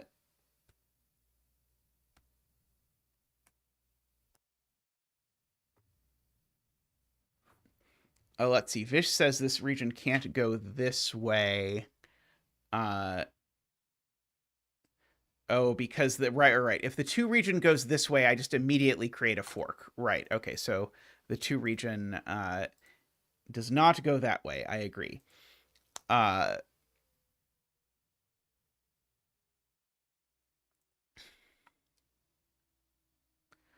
uh,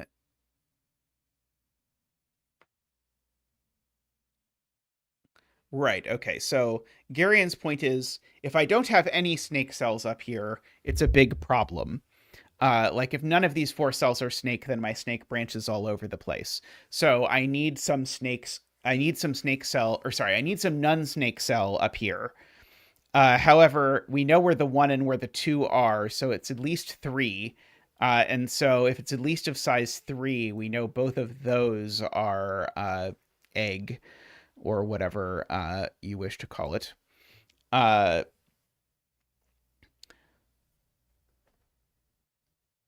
uh, so that seems handy. Uh, I guess there has to be an end in here somewhere because I can't make a branch. So like one of these things I think is going to be an end.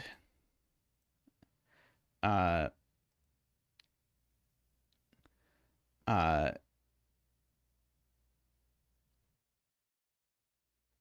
Although I'm trying to convince myself that I can do something possibly here.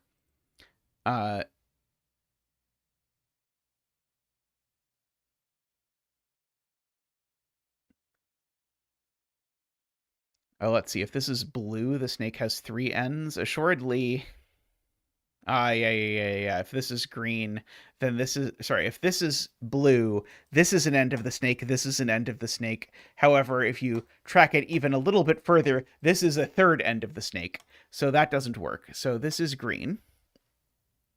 Okay, which now makes this have to be blue. So now that has to be green. And so this is, in fact, one of the ends of the snake.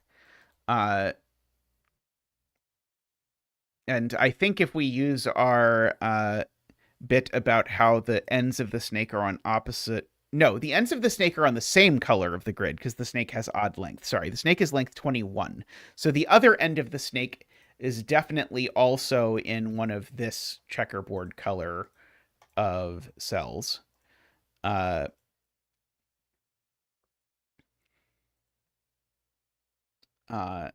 So in particular, I think that means this is not the end of the snake, right? That's the wrong color. So that is also that. And so that needs to be part of something. Of some description. This can't be snake, or my snake is a loop, which seems like a problem. This isn't the end of the snake either, if you believe my parity argument, which you probably shouldn't, but we'll do it that way. The snake probably doesn't end here for lots of reasons. So the snake continues over here. So these are, in fact, all of these are blue. Snake can't stop yet because we won't thing. This needs to be of size at least 4. Snake must continue. Snake must continue. Okay, so boop-a-doop-a-doop-a-doop-a-doop. Well, the snake definitely doesn't end here. Because that would, of course, create one gigantic region. That being blue seems to be a solution.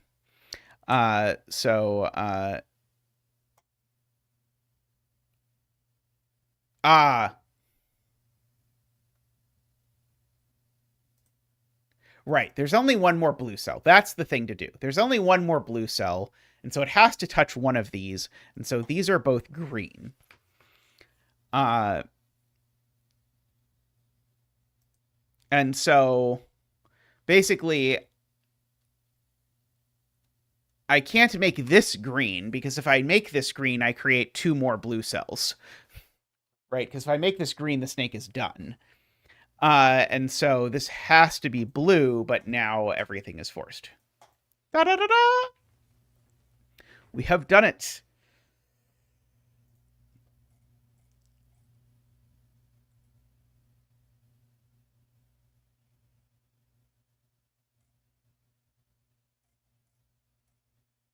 Okay, let's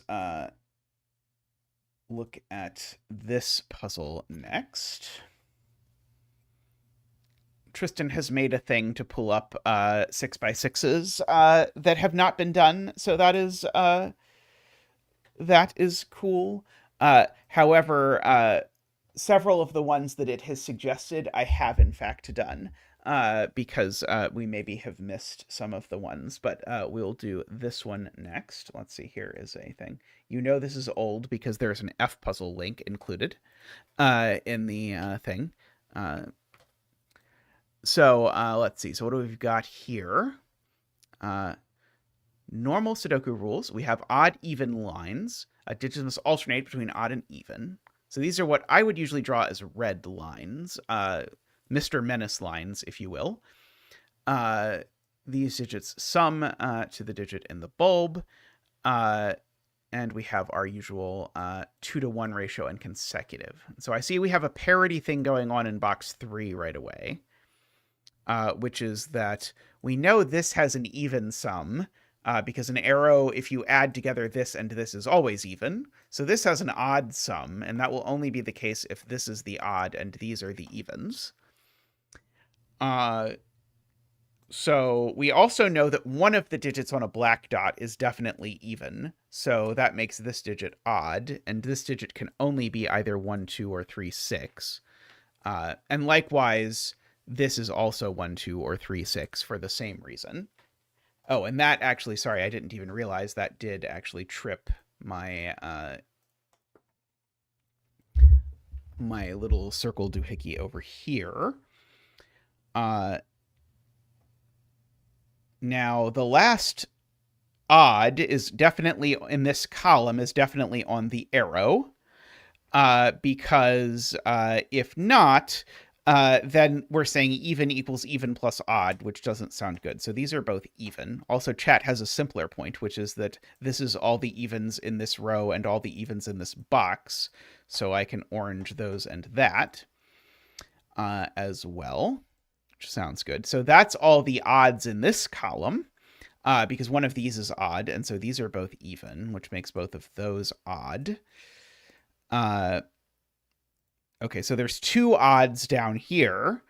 Just by Sudoku, these 2 odds have to go down here somewhere. They don't go on the black dot, so one of them goes there. And this is an even odd pair, so this is also from 1, 2, 3, 6, and that's even just by arrow math. Okay, one of these is even. So that's all the evens for the column, and so that's odd, and that, in fact, is even. Oops. That, in fact, is even. One of these is odd. That's odd, and one of these is odd. So, therefore, this is even. And that's odd by my previous observation. So this is 2 or 6. This is 1 or 3. Let's see. This can only be 3 or 5, I suppose, is probably also worth mentioning. This can also be only 3 or 5, because I can't make the sum to 1.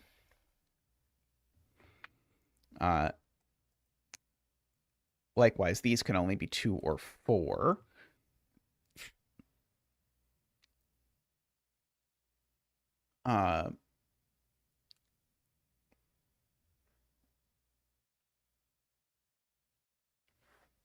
So this is 1 or 3, I suppose.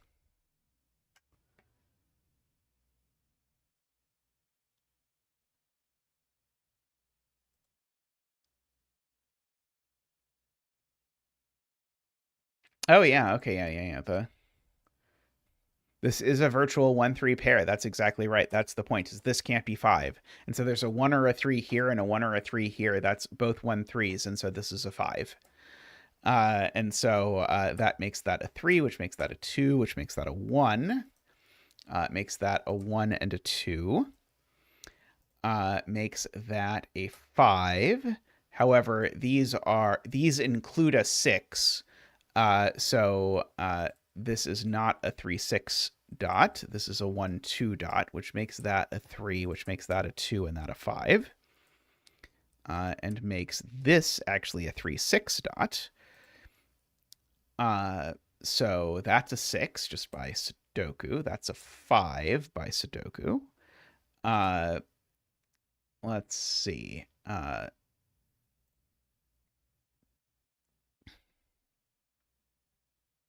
This is a 3 by Sudoku, by asking where the 3 goes in this box. So that's a 1. That is a 1 as well, by Sudoku, just by asking what these things are. Let's see. These are a 1 and a 4. I agree.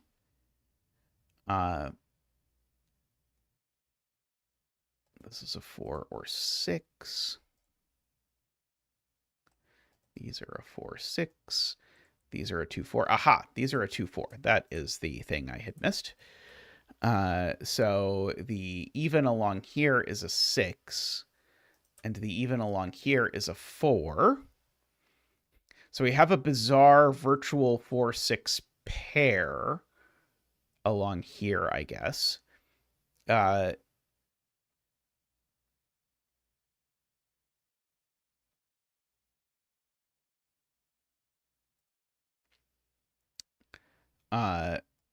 Anyway, this is a 3, 4. This is a 5, 6.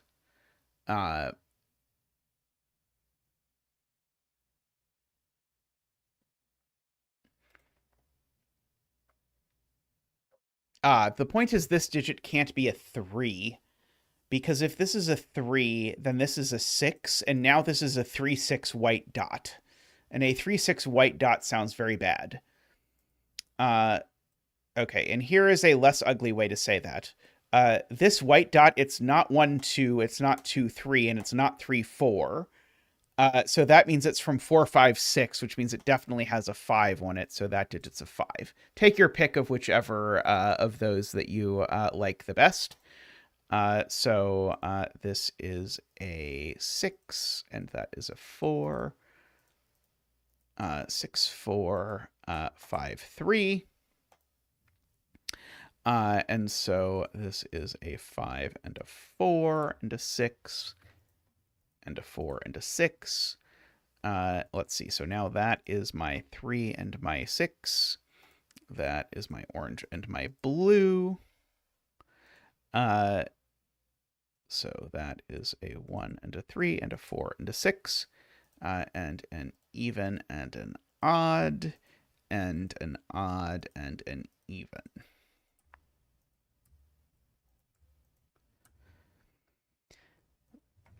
Very nice. Yeah, I liked the resolution here was cute with that. I wasn't expecting it, but very well put together puzzle. Let's see. We've certainly got time for another.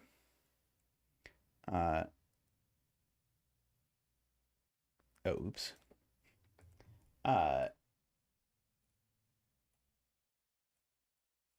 Let's see.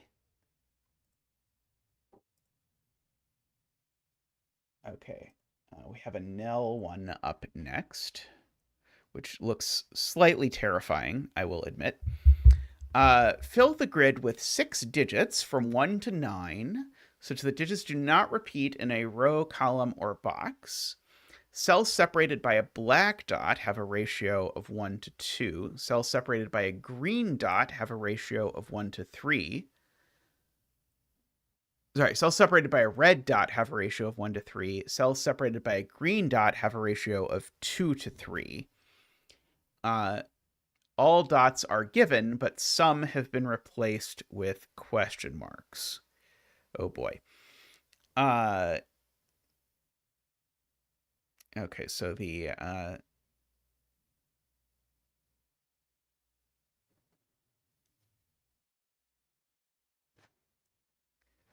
so these 2 digits we know are these 2 digits, I guess.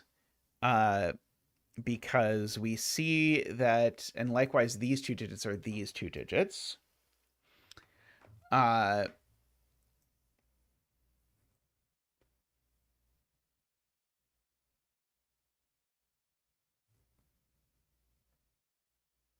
I'm trying to decide if that tells me that that digit is that digit. I don't think it quite does. Now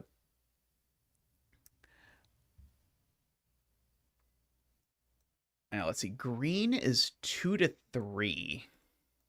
Just to entertain myself now.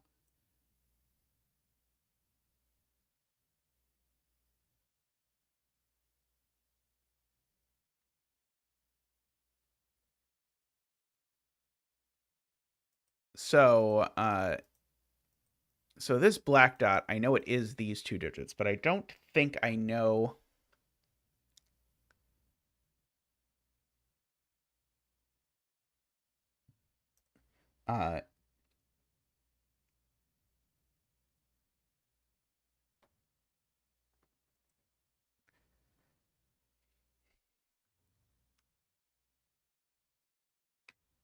Do I know that this has to be row 1, column 6?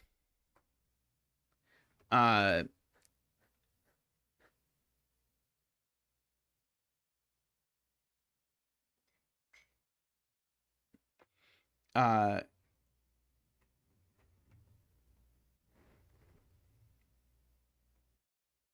right. Right. Just by virtue of the fact that these are the same. So yeah, so I can make those, I don't know. Can make both of those gray. Those are the same gray digit. And so that makes this cell not be here because of the black dot. So that cell is there. Yeah, no black dot sorts the greens. So so we have all of that set up.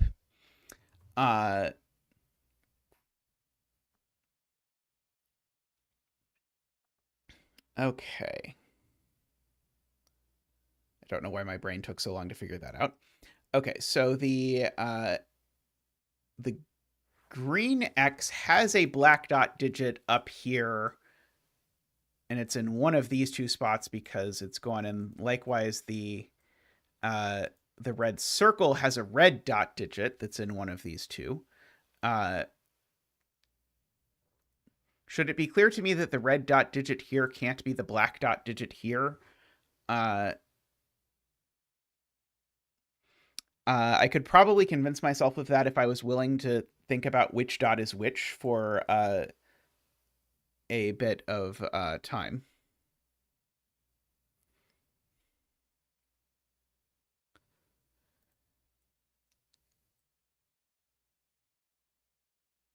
Oh, each green dot digit only has one other thing. Because you have to divide by 2 and multiply by 3.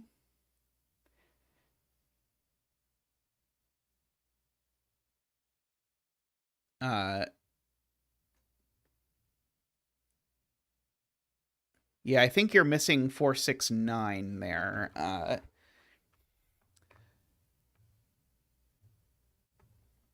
Regrettably.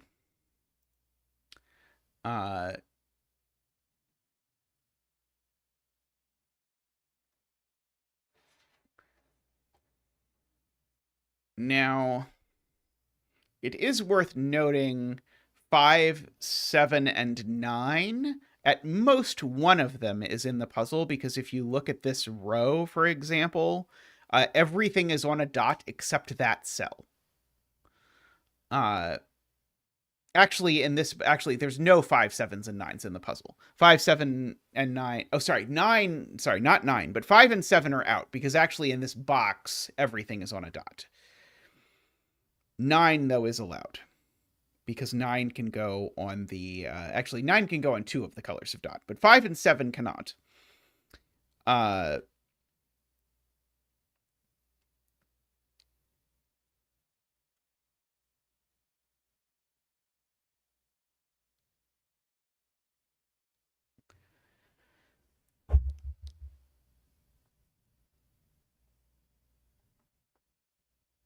Okay. I'm trying to figure out how I should think about more of this. I certainly could sort of pencil mark the green dot digits. But that feels probably not like what I am supposed to do.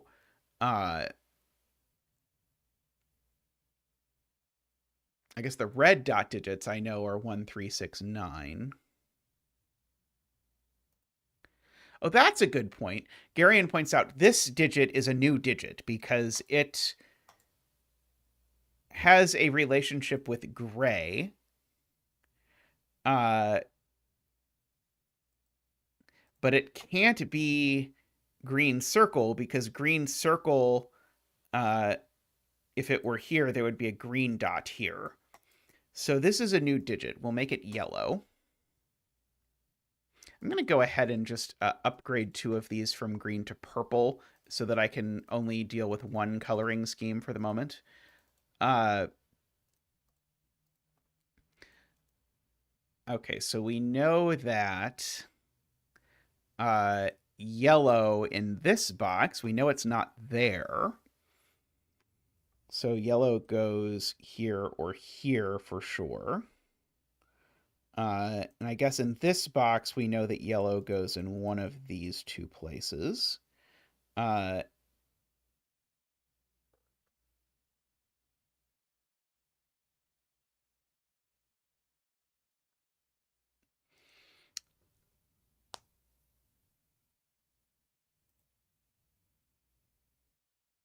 Okay, so yellow has a relationship with gray. So that does mean that gray is in one of these two spots only. Uh, so we can flash the gray here, which means that one of these two cells is definitely gray. Uh,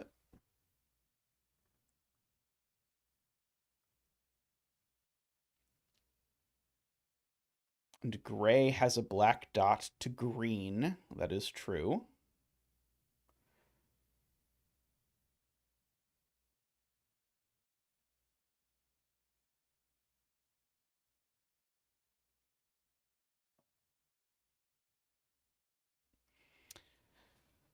Uh,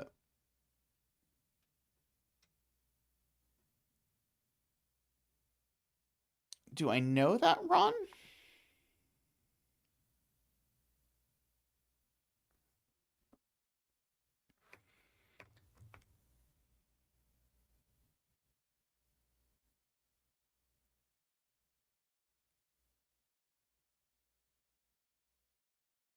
Purple, I know, has a relation to something in the puzzle. Uh, oh, and a green dot relationship to green. Yeah, we can certainly just write out what digits green can possibly be.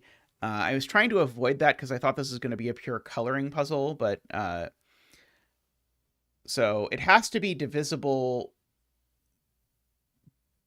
by 2 or 3. It's certainly not 5 or 7. It can't be 1 because you can't multiply 1 by 2/3 or 3 halves.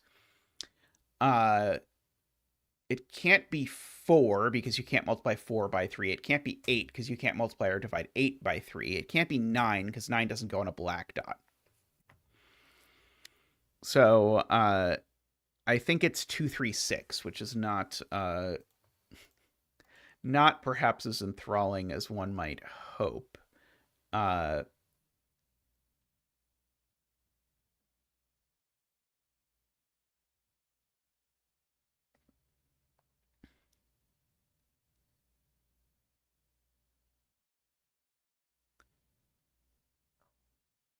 so gray is 1346. Uh,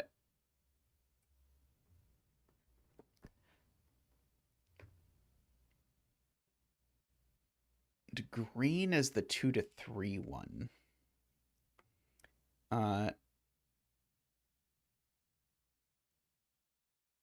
What would 2 go with across the black dot, AFK?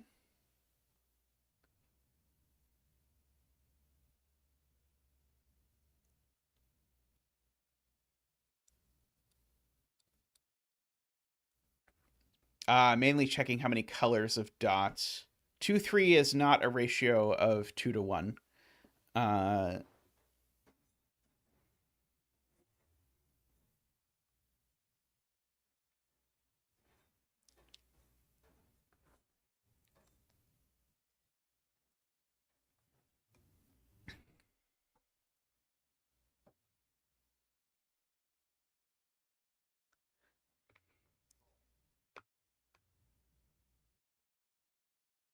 Red is 1 to 3. So if red is 1 to 3, I guess this can be a 1, a 9,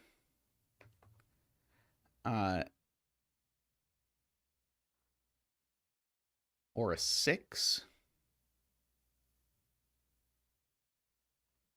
or a 2. Yeah, that's not helpful. Uh,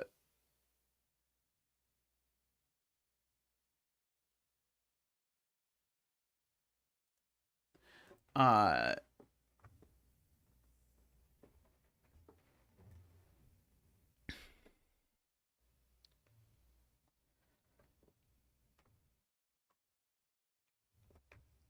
okay, so purple is a black dot digit, so it's not 5, 7, or 9. And it's also a green dot digit.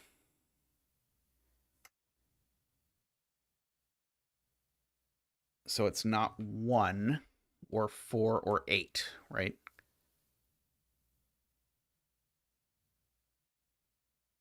Wait, could it be 4? No, 4 is fine. 3/2 of 4 is 6. Yeah, 4 is due. Yeah, 4 is fine. Um,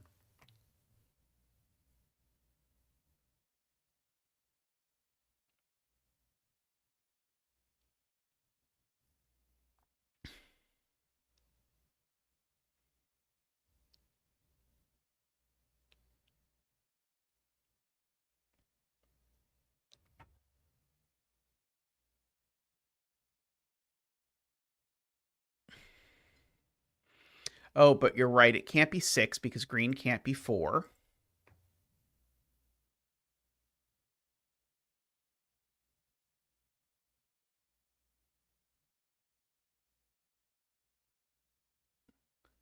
I think you mean purple 6, right, Ron?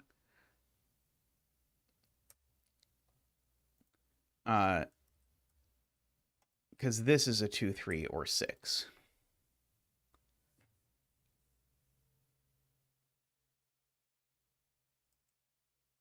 2 would go with 3, 3 would go with 2, 6 would go with 4.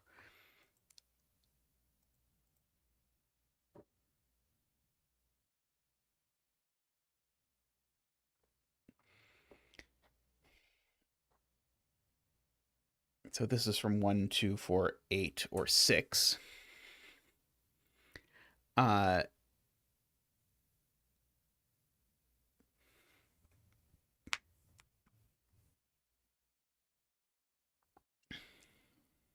see.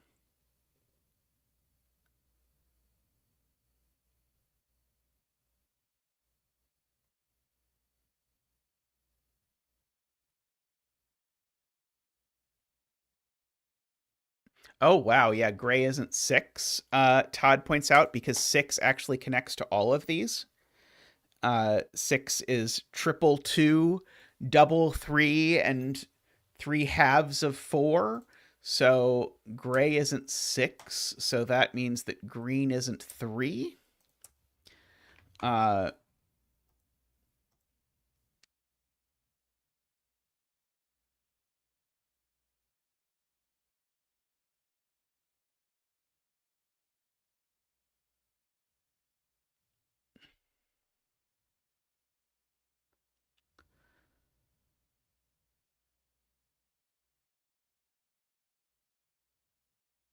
so yeah, so now, wait, do I mean purple's not 3? I think we mean purple's not 3. Because if purple was 3, this would have no. Wait, sorry, no. No, we do mean purple's not 2 by the green dot. Sorry, purple's not 2 by the green dot.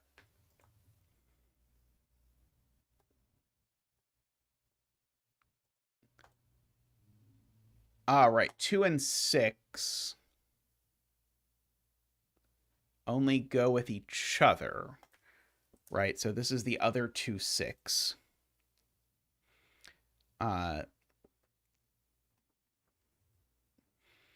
let's see. James said gray isn't 1. You'd have 2, 3, 1 with no dot between 1 and the 3. Right, if this is a 1, then that's a 2, which makes that a 3, and 1 and 3 need a dot. Right, gray is not 1 either. So we actually have a 2, 6 pair and a 3, 4 pair. Bizarrely enough. So in particular, this isn't 4 for sure. It's not 1 either. It's either the other 2, 6, or it could be an 8.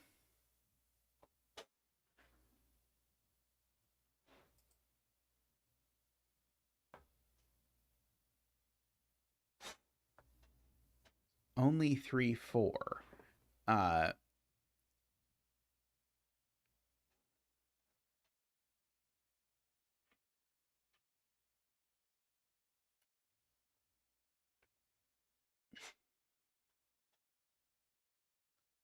Okay, so neither of these can be that 2, 6 is what Emma is saying. because you can't put a 2-6 next to a 2-6 without a dot, and you can't. Oh, actually, wait. Could you put a 2-6 next to the opposite 3-4? No, 2 next to 3 and 2 next to 4 both need dots. 6 next to 3 and 6 next to 4 both need dots. No, no, no. You can't put the 2-6 next to either 3-4. So that makes it there, right? Just by Sudoku, I think. By Sudoku and incredible strangeness.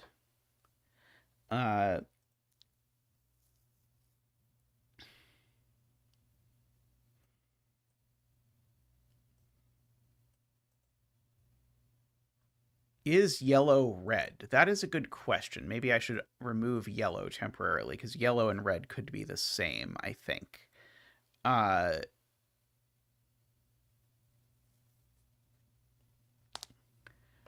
uh,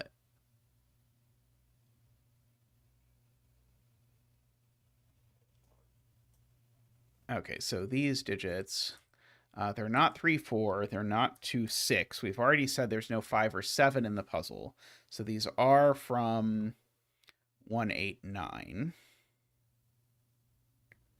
So these are, just to remark on it, also from 189.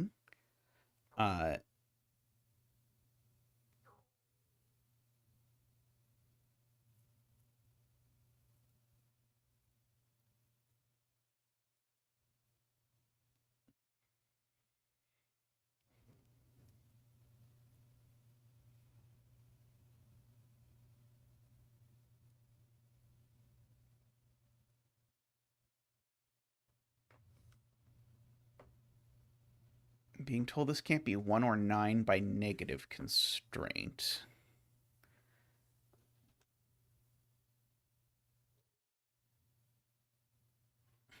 I'm not sure I quite see how I'm doing that. Oh, okay. So I see why this one isn't. Oh, okay. Actually, sorry, I do see it now. The point is, this is next to both 2 and 6, because that's a 2-6 pair. And so if this is next to both 2 and 6, it's not 1 and it's not 9. So therefore, it's an 8. Got it. Got it. Okay. So that means that this is a 3, which means that this is a 4, which means that this is a 2, which means that this is a 6. And now we have digits. Okay, the 8 isn't going there, so the 8 is going there. And this can't be a 9 because of that 6, so these are both 1s. Okay, and so now we've got all of our digits. I guess I don't need these grays anymore. I don't remember what they mean anymore. I think they had to do something about where 4 went or something.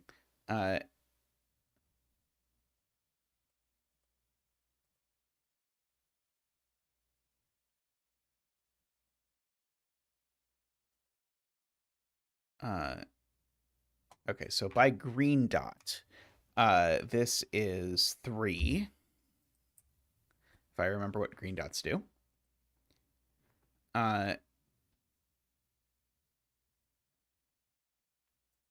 One of these is a 3.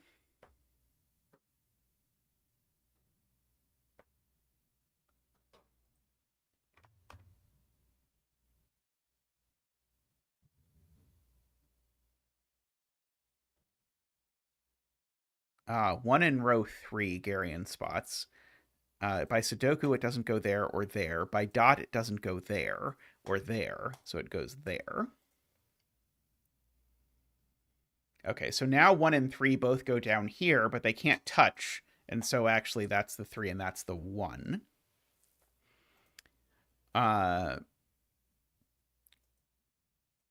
Okay. This number here, by virtue of the fact that it connects to a 1, can't be a 2 by Sudoku, and so it can only be a 3, given the dots that we have available to us. I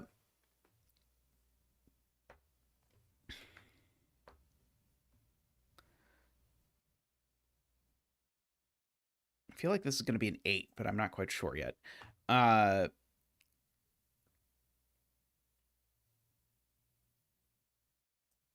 6 in box 4 is certainly going to be in one of those two cells. Oh, but it's not across from an 8. Right, so that is a 6. Oh, I think I see why people have been saying, and by people I mean Emma has been saying 8 only connects to 4 for this whole time. I was trying to use that in some really complicated way to place an 8 somewhere, and I kept not seeing it, but it was just a statement that this is across from an 8, so it is a 4, which is simultaneously more and less profound than I was expecting. Okay, so these are, well, one of these is an 8 and it's not that one, so it's that one, as anticipated. And so this is the 2. This is 4, 2, 6. And so that is a 4.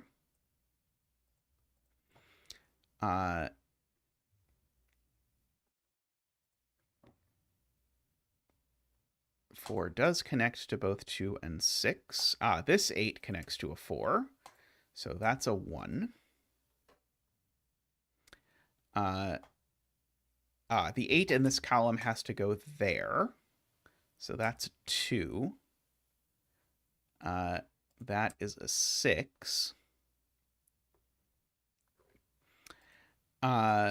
These are 1, 2, 6, and these are 3, 4, 8.